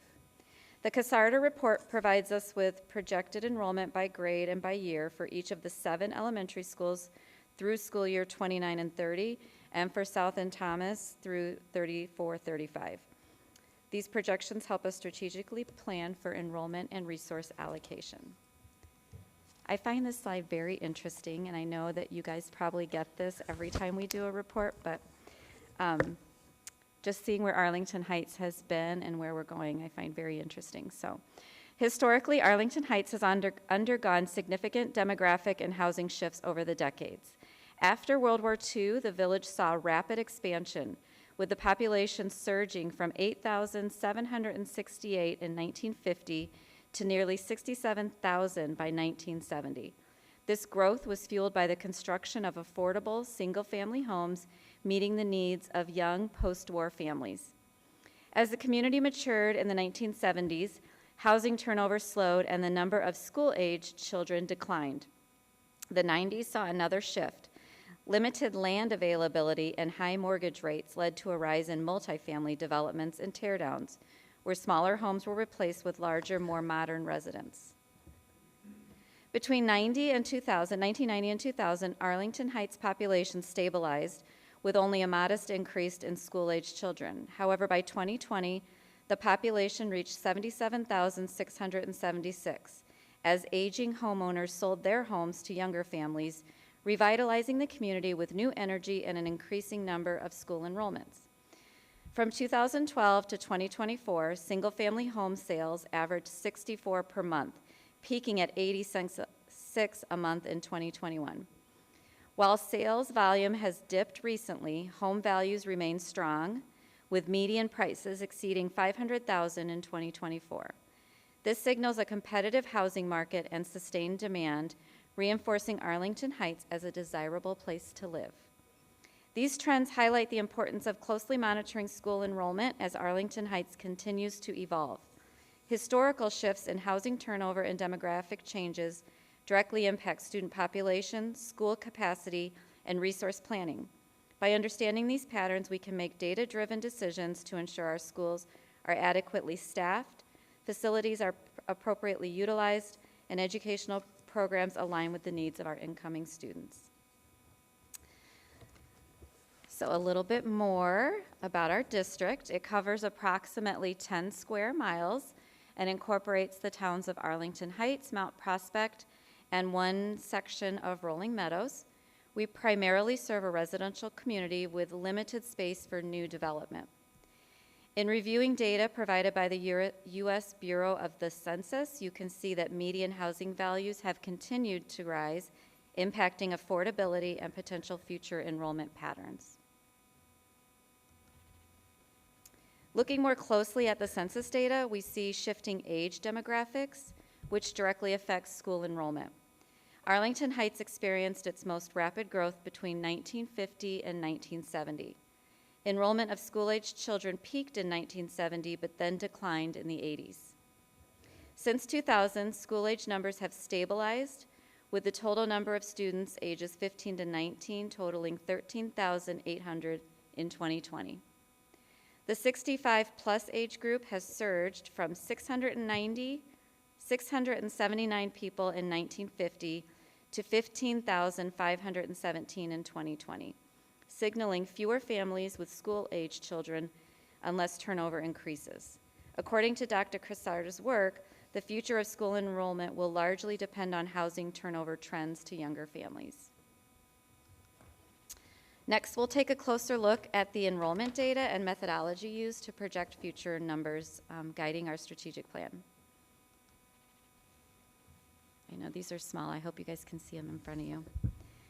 Arlington Heights School District 25 has experienced significant enrollment fluctuations over the decades, with growth driven by post-war expansion, declines due to an aging population, and most recently, rebounds linked to housing turnover post-COVID recovery, with numbers climbing back to 5,186 this year.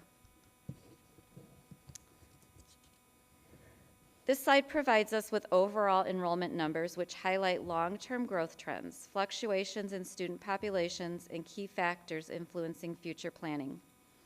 Enrollment has grown from 3,949 students in 1990-91 to our current 5,186 students in 24-25. Kindergarten enrollment has varied significantly, with recent years showing a drop from 469 in 21-22 to 386 in 23-24, before rebounding to 491 this year with full-day kindergarten. The district experienced a dip in total enrollment in 22-23, where we had 5,096 students, likely due to shifting family dynamics post-COVID.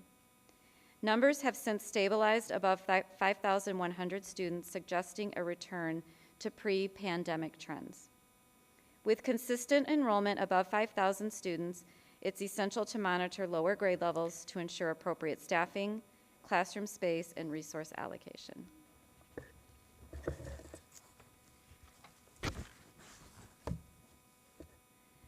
School districts are open demographic systems whose growth, stability, or decline is affected by two basic factors. The first is the difference between the size of the kindergarten class that enters each August and the size of the previous June's graduating 8th grade class. The second is net migration transfer of school-aged children in the district as they progress through the grades over the years. Breaking down the sources of enrollment, we can see three major factors: the net student migration into the district, transfers within and out of the district, and changes due to district-wide policy shifts. From 2011 to 17, we saw a net gain of 1,234 students. However, from 2018 to 23, we experienced a steady decline. The biggest recent increase of 209 students in 2024 was due to the introduction of full-day kindergarten. All right, we are on slide 14, student migration and transfers, in case you lost me. This slide highlights net student migration and transfer trends, showing yearly increases or declines in enrollment as students move between grade levels. The data indicates fluctuations in student retention and new enrollments, with recent years, 2022 to 2024, showing positive net gains, suggesting continued housing turnover and in-migration of younger families.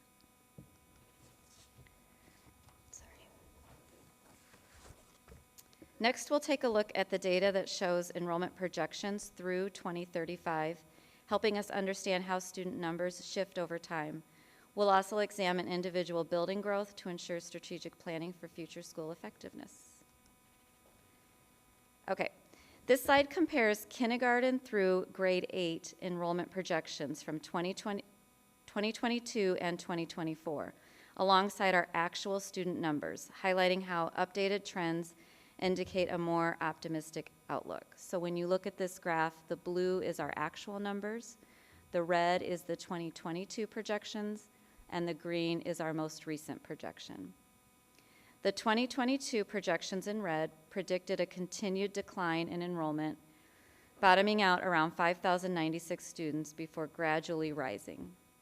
The 2024 projections in green show a more optimistic outlook, with enrollment stabilizing sooner and increasing more significantly through 2035, reaching 5,499 students. The actual enrollment in blue has remained higher than the 2022 projections, aligning more closely with the 2024 projections. This suggests that student retention, housing turnover, or migration trends have been more favorable than initially anticipated in 2022, leading to a stronger than expected enrollment stability and growth.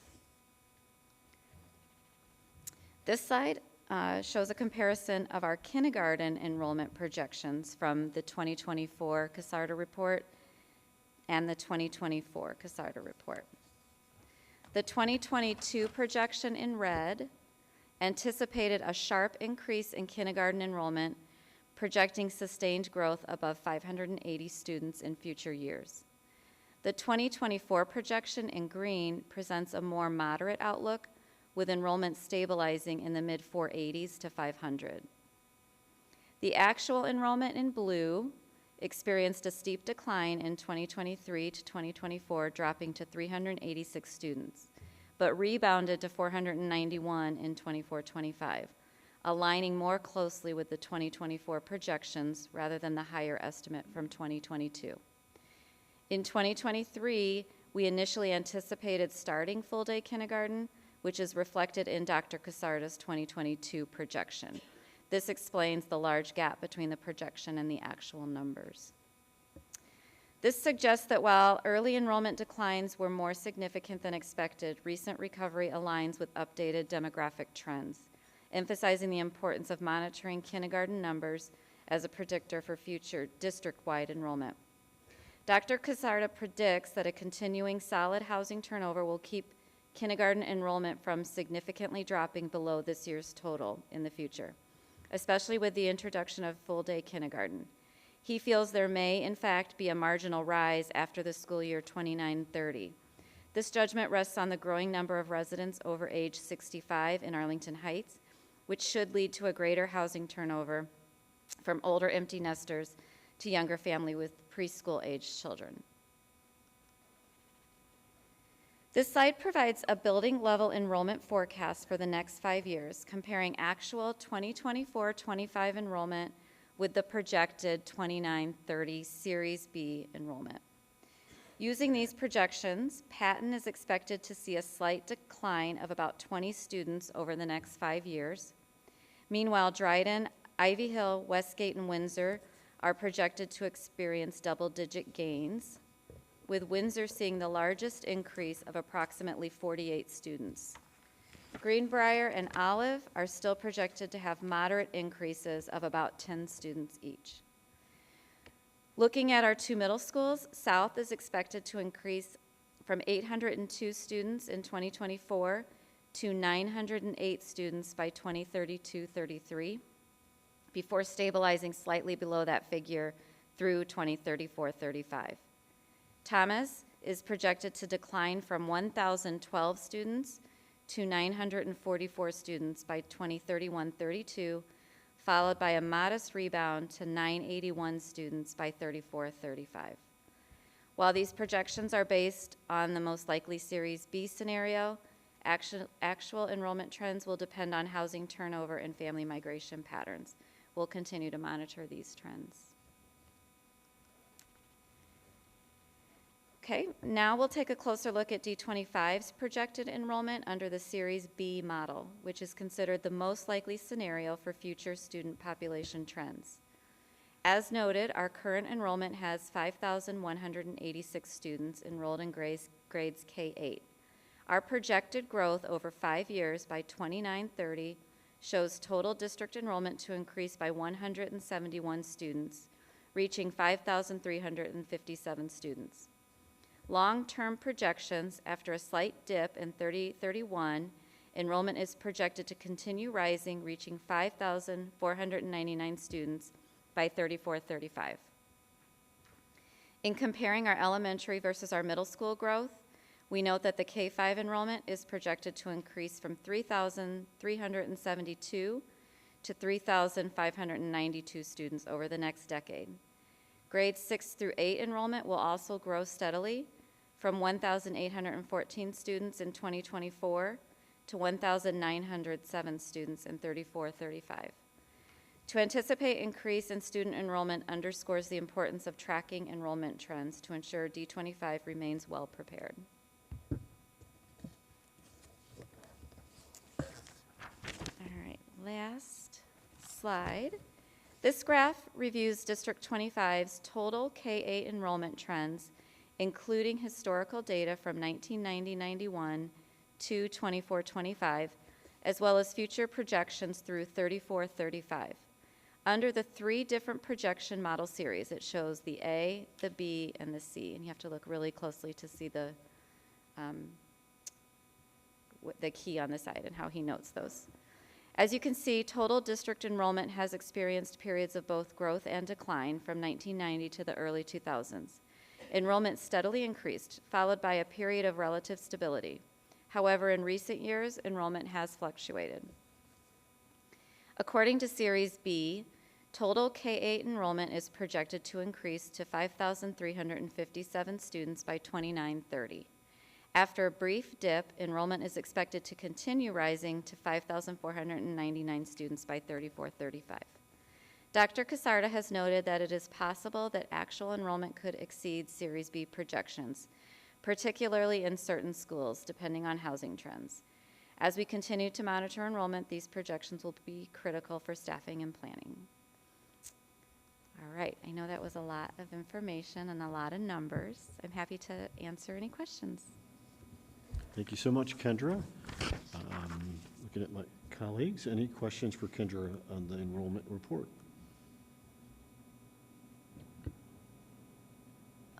Mr. President, Yeah. I just want to say thank you, Kendra, for the detailed report, and to Dr. Casarda. So it seems like our district is, as far as staffing and planning, it is important to have this information, but it seems like we're growing, we're going to be growing. We need more classrooms, or we're okay, so we shouldn't be worried, right? Dr. K. I don't think we need to be worried in a bad way. No. So it appears as if we are stable and then increasing slightly, but it does not look dramatic in any one year. Thank you, Kendra, that was good. The board was also very wise in building the full-day kindergarten additions to ensure we had, I think we built to 85% capacity so that in fact we would have capacity for some slight enrollment bumps in all of our schools. Thank you. I feel better. Thank you for that question, Anisha.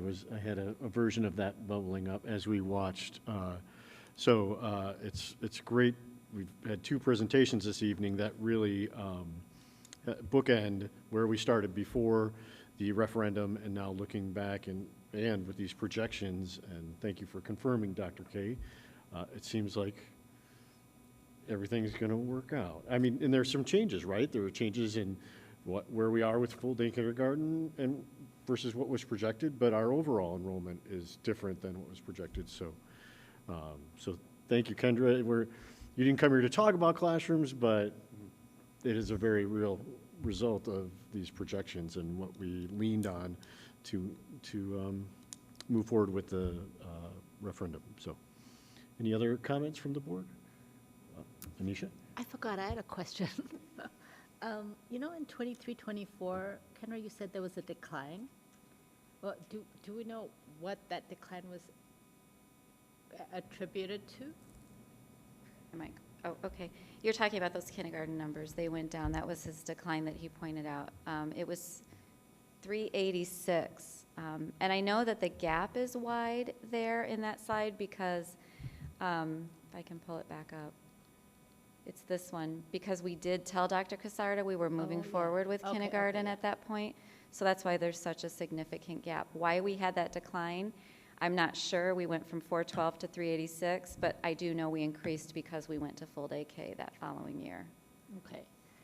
And it is really interesting that we had the expansion conversation in the Casarda, because our buildings, really, I feel like we're utilizing all those spaces. When I was at Westgate yesterday, apparently when you go from one end of Westgate to the end of, the other end, it's 1/3 of a mile. So I got my 10,000 steps in yesterday. And our buildings are, right, there's so much, it's roomy, it's not crowded, the students have space, so they're really nice spaces, so thank you. Yeah. Thank you, Kendra. We're now going to an action item for the ATA Memorandum of Understanding on bereavement leave. Can I have a motion, please?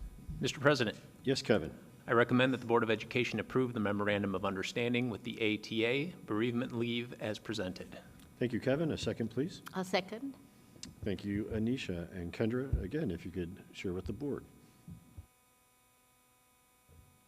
Stacy's mic is tricky. Yes, so the MOU was the result of a discussion that the administrative team had with the ATA to clarify how bereavement leave was being used under our current CBA, the collective bargaining agreement. Specifically, we looked at Section 13C, which outlines the use of the bereavement leave.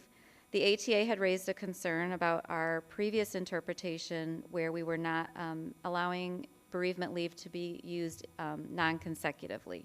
So after engaging in an informal resolution process, we both agreed to modify the language to provide additional flexibility for our employees when taking bereavement leave. So under the MOU, just a couple highlights.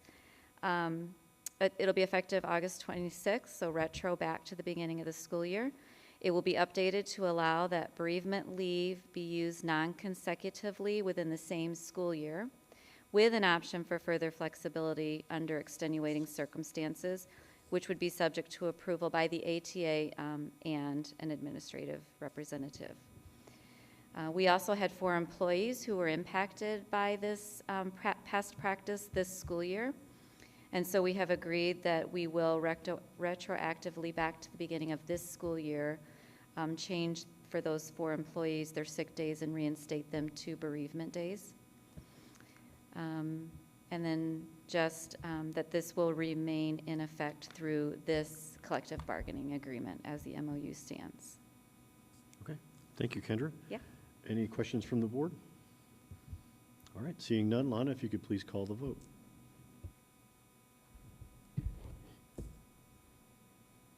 Faso? Yes. Neerman? Yes. Jogi? Yes. Scapalato? Yes. Michael? Yes. Thank you, Lana. The motion carries 5-0. We are now at the superintendent report, and the first item up is the update from Dr. K. Oh, thank you. I appreciate it. I have 2 updates that I want to give tonight. One is between today and our next board meeting, there is a significant birthday in our community. Olive Mary Stitt has a birthday coming up, not the school, but the namesake.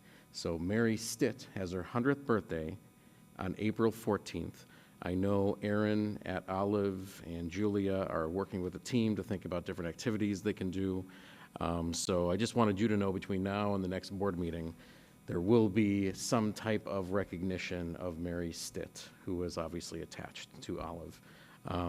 And she, again, is celebrating her 100th birthday. So we're really excited to see what Olive will do to recognize Mary Stitt. So Mary Stitt, if you're watching, happy birthday coming up. We're really excited for you and for Olive. The second update is regarding the recent stranger danger updates that we've had.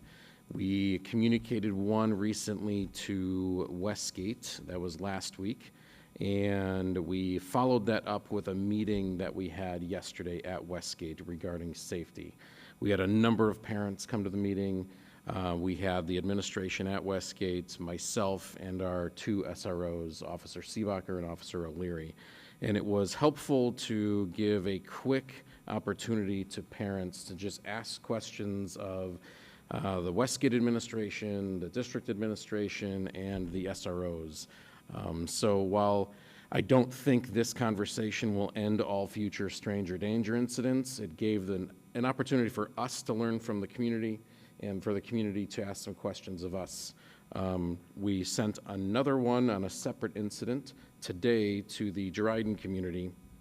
So as you can imagine, everyone's a little heightened and more heightened than usual because of the quick turnaround from one school to another. And while it's a separate situation, I still feel like the fact that it's just stranger danger is highly concerning, obviously, to our community. So I don't think the communication has gone out yet. I'm just going to look for some eyes. All right, good, it has gone out. So we have an interest in doing a quick turnaround again to not only the Dryden community because of this, but more universal to district. So we want to have a similar conversation that we just hosted yesterday at Westgate with the larger community. It will be tomorrow at 6 p.m. at Thomas Middle School. And while the impetus of this is the Westgate incident and the recent Dryden one, it's more holistic to address how do we handle stranger danger, who's in communication, what's the follow-up result investigation, and what can we do as a community differently or continue doing.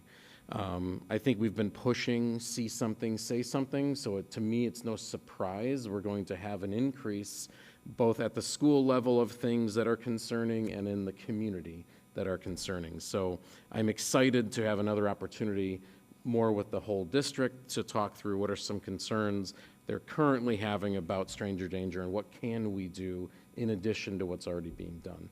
So coming into this meeting, I knew about it. I just wasn't sure that it went out, so I'm excited to hear that it has gone out. And I recognize there's no best time ever. So I'm sure that there are activities already planned that parents who want to come won't be able to. But knowing that, I still have an interest in getting out in front as quickly as possible to those who are most concerned. But if those who are unable to attend want to, communicate with me or communicate with the administration, we are obviously happy to accept and respond to all of those concerns. But I'm anticipating a healthy number of community members coming out tomorrow that are available, and I'll be excited to see what questions they have and where we can move forward in the future. Again, I don't think there's any golden answer to all stranger danger incidents. I think it's important for us to make sure we communicate to our community when there is some type of stranger danger. And I think as a board, we've been active in wanting to make sure not just the school that's impacted, but the district is notified of any school that's impacted as well. So with tonight's communication, the two links that were sent to Dryden and South today, I didn't mention South, so I apologize. Students impacted by the Dryden incident were with two students from South. So both South and Dryden received communication. Both those links should have been in the letter so all the community can see the two that went out this morning. But we did want to prioritize South and Dryden this morning to get those letters as quickly as possible. I'll throw in there, in the haste to do that so quickly, we didn't have a time to filter it through the police, which is normal protocol for us. So when the police saw it, they said we have some suggested edits, and I don't want to hide those, so we were transparent in making sure what was edited now reflects the truth and true in detail. So I just want to make sure the community knows we're just being transparent in the facts that needed to be corrected in that letter.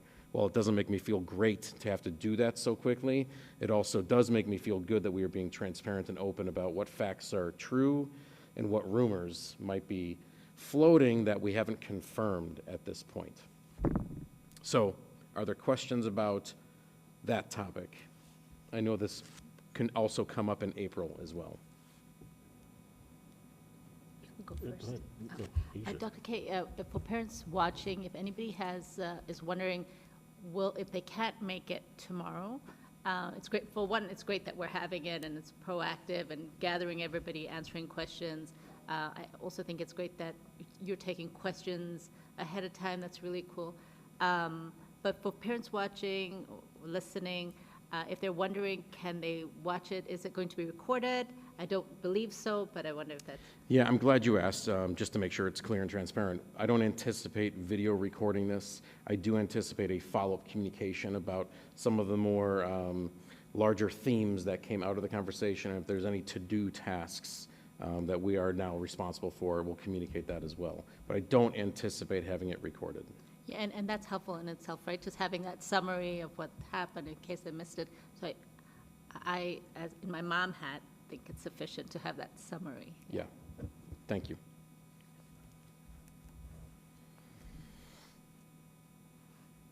All right, those are the two updates I had. And now I have a variety of items. I'm going to go to letter B, Freedom of Information Act. No action needs to be taken, just letting the board know we had 5 Freedom of Information Act requests, and all were responded to on time. That is all I have for letter B. Letter C, I do have a slide deck I would like to share with you. And this is on the e-learning exchanges that we had after our last e-learning day. I'm going to see if I can capture the slide advancer. If you just want to pass it down, or throw it, Gina. Thank you. So as you might remember, we had our first e-learning day in the school district. Last year we attempted one, but because of some technology challenges in the area, weather impacted our ability to make connections electronically last year. So within the first hour, we had abandoned the e-learning day last year and went to a snow day. So this was our first official full e-learning day. So that afternoon, I talked with Adam Harris, and we talked about trying to gather quick feedback from both our community of parents and our community of teachers. So this slide deck shares 2 pieces of feedback, one from the parent survey and one from the staff survey. The surveys were extremely similar, so the presentation, the slide deck also looks similar, but the outcomes are different. So the day that we had as e-learning was February 12th, feels like forever ago. We launched it that afternoon. We closed it 2 days later on February 14th. That was both for the parents and the staff. The parent one, or snapshots, we had 941 participants total, 729 thoughts, over 17,000 ratings. So a good amount of feedback gathered from the parents. And I like this summary from the parent survey. I'm going to read it. Participants generally appreciated the clear and timely communication from the school and teachers, which helped them plan and manage e-learning days effectively. That is a monster theme in both surveys. The fact that they knew in advance early enough to plan for. I'm not saying this meant they loved the outcome. They just loved knowing what it would look like the next day so that they could plan for it. Many parents praised the efforts of teachers, keeping students engaged and providing meaningful instruction, reflecting positively in the overall experience. However, there were mixed feelings about the effectiveness of e-learning compared to in-person instruction, with some participants acknowledging its benefits while others questioned its educational value. Before I read on, I don't want to hide behind the last time we talked about e-learning days at this table, we weren't celebrating its potential benefits on instruction. We recognized it was not going to be an equivalent learning day to an in-person day of instruction. Flexibility and safety considerations were valued, especially in terms of not having to extend the school year. That is one benefit. Despite these positives, working parents found it challenging to balance the responsibilities while assisting their children, indicating that while e-learning days had their advantages, they also posed significant difficulties for our families. One of the reasons we don't allow staff to bring their own children into the classroom, because it would cause great distraction for the teacher if they had all of their own kids while they were trying to teach our students. So we are putting all parents in that situation where some are trying to work while they're also trying to be the host teacher from home and ensure their children are monitoring their learning. So we recognize that was going to be a challenge of e-learning, like we recognize that all through COVID. The survey results, this one I do like a lot. It's holistic, and on the far right, you'll see the favorability score. I have a very difficult time reading that on the presentation, so I'm going to pull it up here. The first one, with 66% of the parents who filled out the survey indicating strongly agree or agree, my child remained engaged and focused throughout the e-learning day. So well over half of the parents indicated that their kids remained focused during the e-learning day. 75% said the technology devices worked well for their child. 82% said the instruction and expectations for the e-learning day were clear, not that they loved them, just that they were clear. 91% said the communication from the district was clear. 86% said the communication from the school was clear. Those are celebrations. Communication from the teachers was clear. That was 90%. And then we start to drop down in these last three. 78% said my child received adequate support from their teacher during the e-learning day, so almost 80%. 77% said the e-learning schedule and workload were manageable for their child. And the lowest rating, 65%, overall today's e-learning experience was positive for my child. I don't think any of these come as a super great surprise, other than overall, I was not anticipating a favorability of strongly agree and agree to be above 50% for most of these.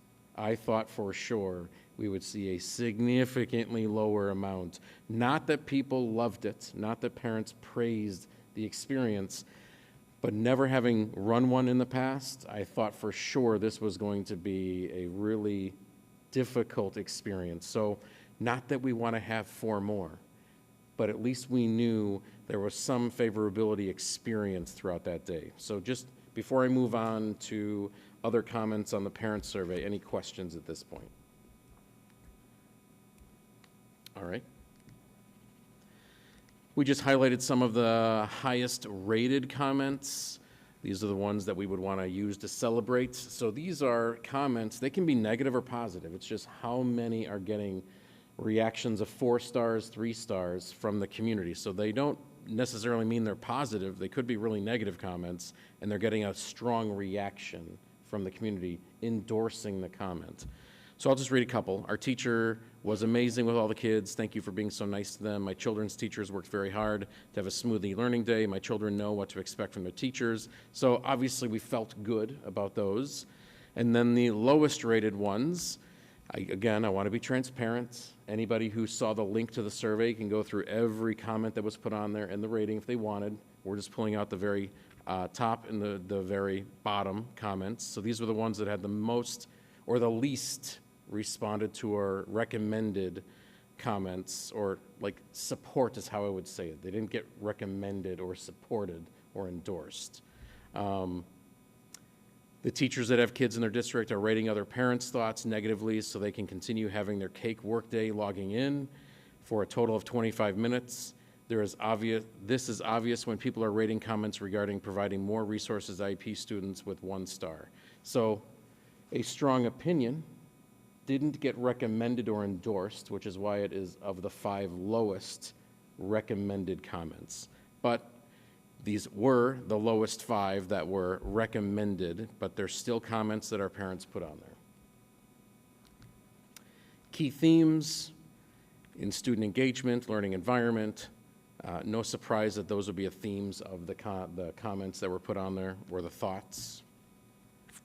Additional key themes: communication and clarity, teacher interaction, instructional quality. Any questions about the parent survey before I jump to the teachers?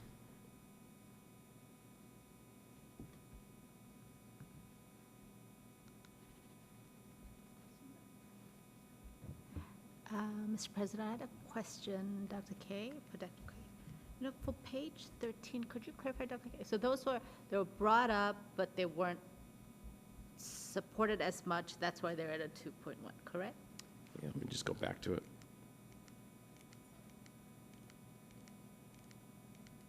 This one. Yeah. So these are the lowest rated comments. So we don't take comments that we don't like and just delete them. Yeah.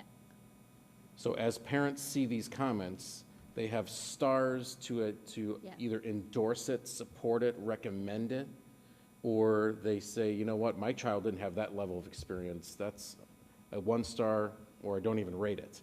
So that's what these are. They're showing whether or not they got recommended as being endorsed or supported. But you could have, these could have had 4 stars.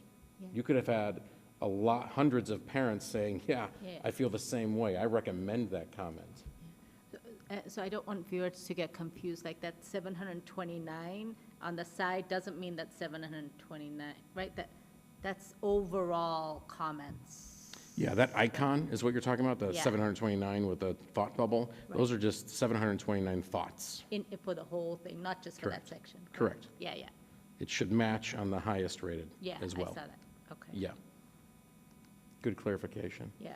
I don't want people to get confused.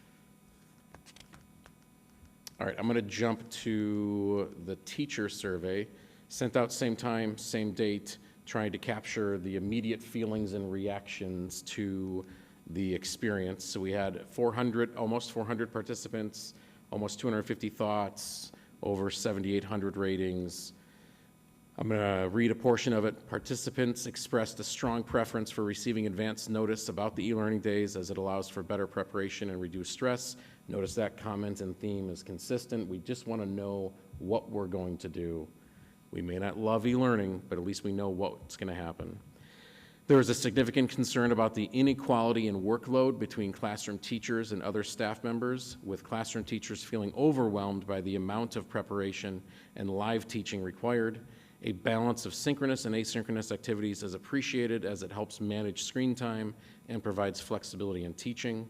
Adequate technical support and training on platforms like Google Meet and Zoom are crucial for ensuring smooth e-learning days.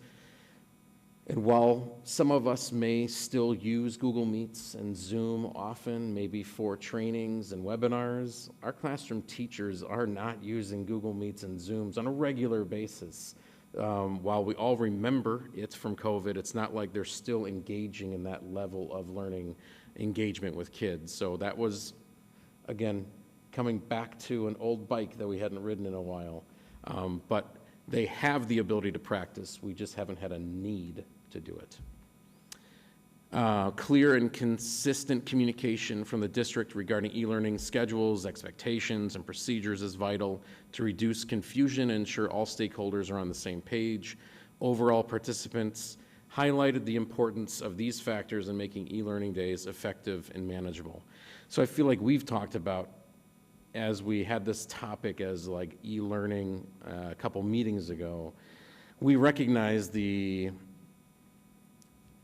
inequity of comparing an e-learning day to an in-person learning day, and then further challenged by students with special needs are now alone without the support, while our TAs and our teachers are Zooming in or Google Meeting in. They're not present, and presence makes a significant difference with work ability to initiate, to stay on task. So we, again, are not trying to compare an e-learning day to an in-person learning day. So while we still have the plan, it's still endorsed by the board, we can still take advantage of it, we also have the ability to just call a snow day. So I just wanted to make sure we had an opportunity to just dialogue again openly and see the results from both parents and teachers. I'll just highlight, like I did for the parents, the individual questions that they got to respond to, starting with a favorability rating of 72%, said, my students remained engaged and focused throughout the e-learning day. 78% of teachers said their technology and platforms used for e-learning functioned smoothly. Last year, had we done this just after 1 hour of an experience, it never would have been near 78%, so at least we knew the technology was working appropriately. 81% of the teachers said I had the support I needed to troubleshoot any tech difficulties. 86% said the e-learning expectations and guidelines from the district were clear. Again, not that they loved them, but they were clear. 92% said communication from the district was clear. 93% said the communication from the school was clear.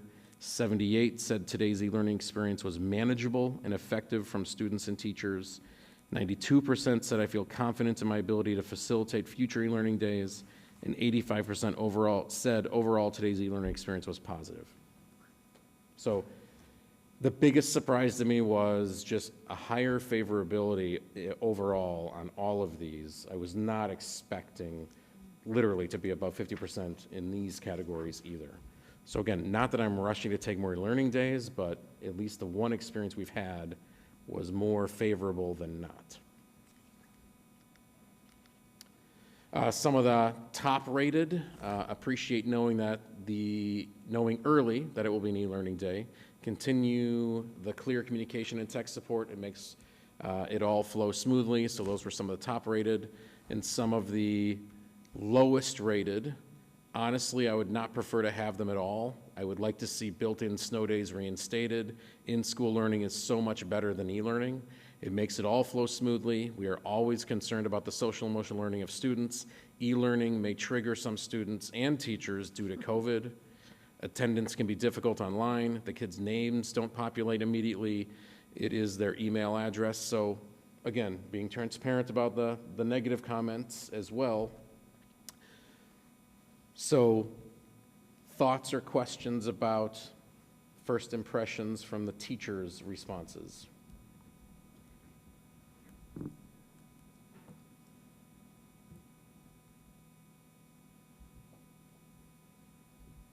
I'm not trying to make us lean any certain way differently. I just wanted to make sure you saw all the feedback that was given.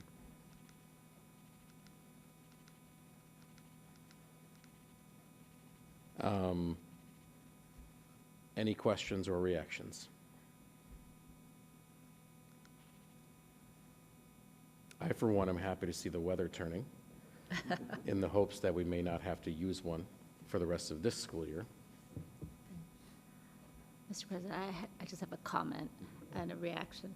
Dr. Hay, I want to thank you for doing this proactively because, you know, we've done this before, and I, as an individual board member, always wondered, first and foremost, how does this land for the teachers? What is it like for the teachers? Because I think I had PTSD from COVID myself. So, so it's so good that you had this out there, and as far as like the board's goal for two-way communication and engagement, we really got this very important, valuable perspectives, both from the parents and the teachers. So that was really good, proactive thinking. I so appreciate your transparency about the good and the opportunities to improve. So thank you so much for that. You're welcome. I was nervous. I won't deny that. I was surprised too.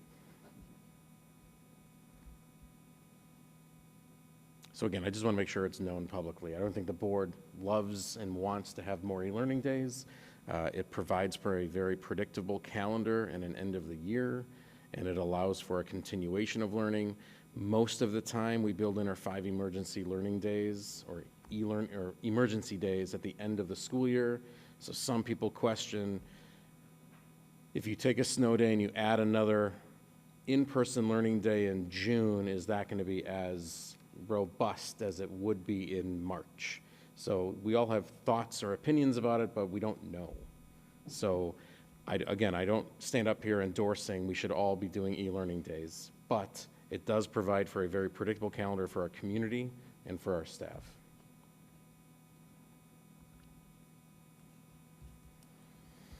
All right, so that was just an information item to share with you guys. Thank you. The next topic I had for 13D is to set a date for the board organization meeting, which again is not a action item. It's really just to make sure you're aware we do have a draft calendar of what our board meeting dates will be next year. I anticipate bringing this back for the next board meeting after we reorganize, and then we can look at it one more time with 2 new board members and then consider taking a vote at that time on the future board meeting dates for the school year 25-26. So nothing's changed from the last draft I shared with you guys, unless there are any questions or thoughts to prepare for next month. I just want to make sure it remains on the forefront for us next month. Any questions? All right. And the last one I had is also an information item.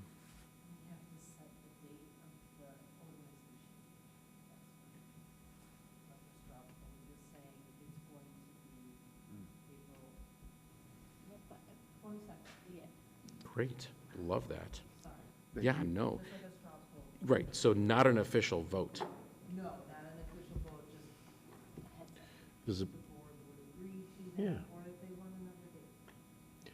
think Lana said it very well. So, board, we're now planning on April 22nd as our organization date. Any concerns, or looks like we're in agreement? Do we need a straw poll and numbers taken? No. All right. So just making sure we're moving forward with organization takes place at the next board meeting, April 22nd, and the new dates will be provided then thereafter for us to review with the new organization set. Great. Thank you for the clarification, Lana. Thank you, Lana. No, I'm glad you did. Next time, turn that mic on. Get credit for it. You can. That's why you have one. All right, the last topic I had for this evening was an update on the strategic plan. Last time I shared with you that we are considering an agreement with Perry Soldeweld. He was the last one who brought us through to the current strategic plan. The feedback that I received from the board at the last conversation was, do we have to do a complete overhaul? Do we have to do a complete redo? Can we do a refresh? Can some of the major themes remain? And the answer is yes, but what I don't want to do is limit the opportunity to get a lot of feedback from the community. So I have 2 conversations set with Perry. We've already had one. I want one more to set a new timeline if we were going to do a refresh, yet still have the opportunity to get all the feedback we had in the last experience. So he and I are still talking one more time on Friday to finalize a new timeline with not a complete redo, but an review of where we currently sit with our current strategic plan, setting a new timeline for a refresh. So we're close to having a more refined timeline. But again, I didn't want to eliminate this from the agenda. I just want to make sure you know we're still in talks about finalizing a timeline with the feedback that we don't need to do a re-overhaul and a complete redo, just a refresh with the possibility of keeping some of the same goals, but some of the pieces and the data would change. Any questions about that process? So I will be bringing this back again with a new timeline in April. So the current documents that are in there are the same ones we had in the last meeting, no changes, but they will be updated for April. Any questions or concerns? Just for, Mr. President, just for folks listening in, and I know folks have shared interest from our community to be part of the strategic planning process. So, what, in case they're watching, when should they anticipate invitations or reach out to you, or how can they participate in this process? Yeah, that's my concern, opportunities for engagement, that if we did a refresh, that they're not limited. Yeah. Because that's my fear, that we just continue with this one without any feedback telling us, well, your thoughts and opinions don't match what we're thinking out in the community. Yeah. So that is the timeline issue that we're trying to resolve. Right. When are we engaging the public to tell us about the refresh opportunity? So I could see us beginning as early as May, with starting with a core group of people and then engagements happening over the summer. Okay, that's good to know. But it will continue through the fall.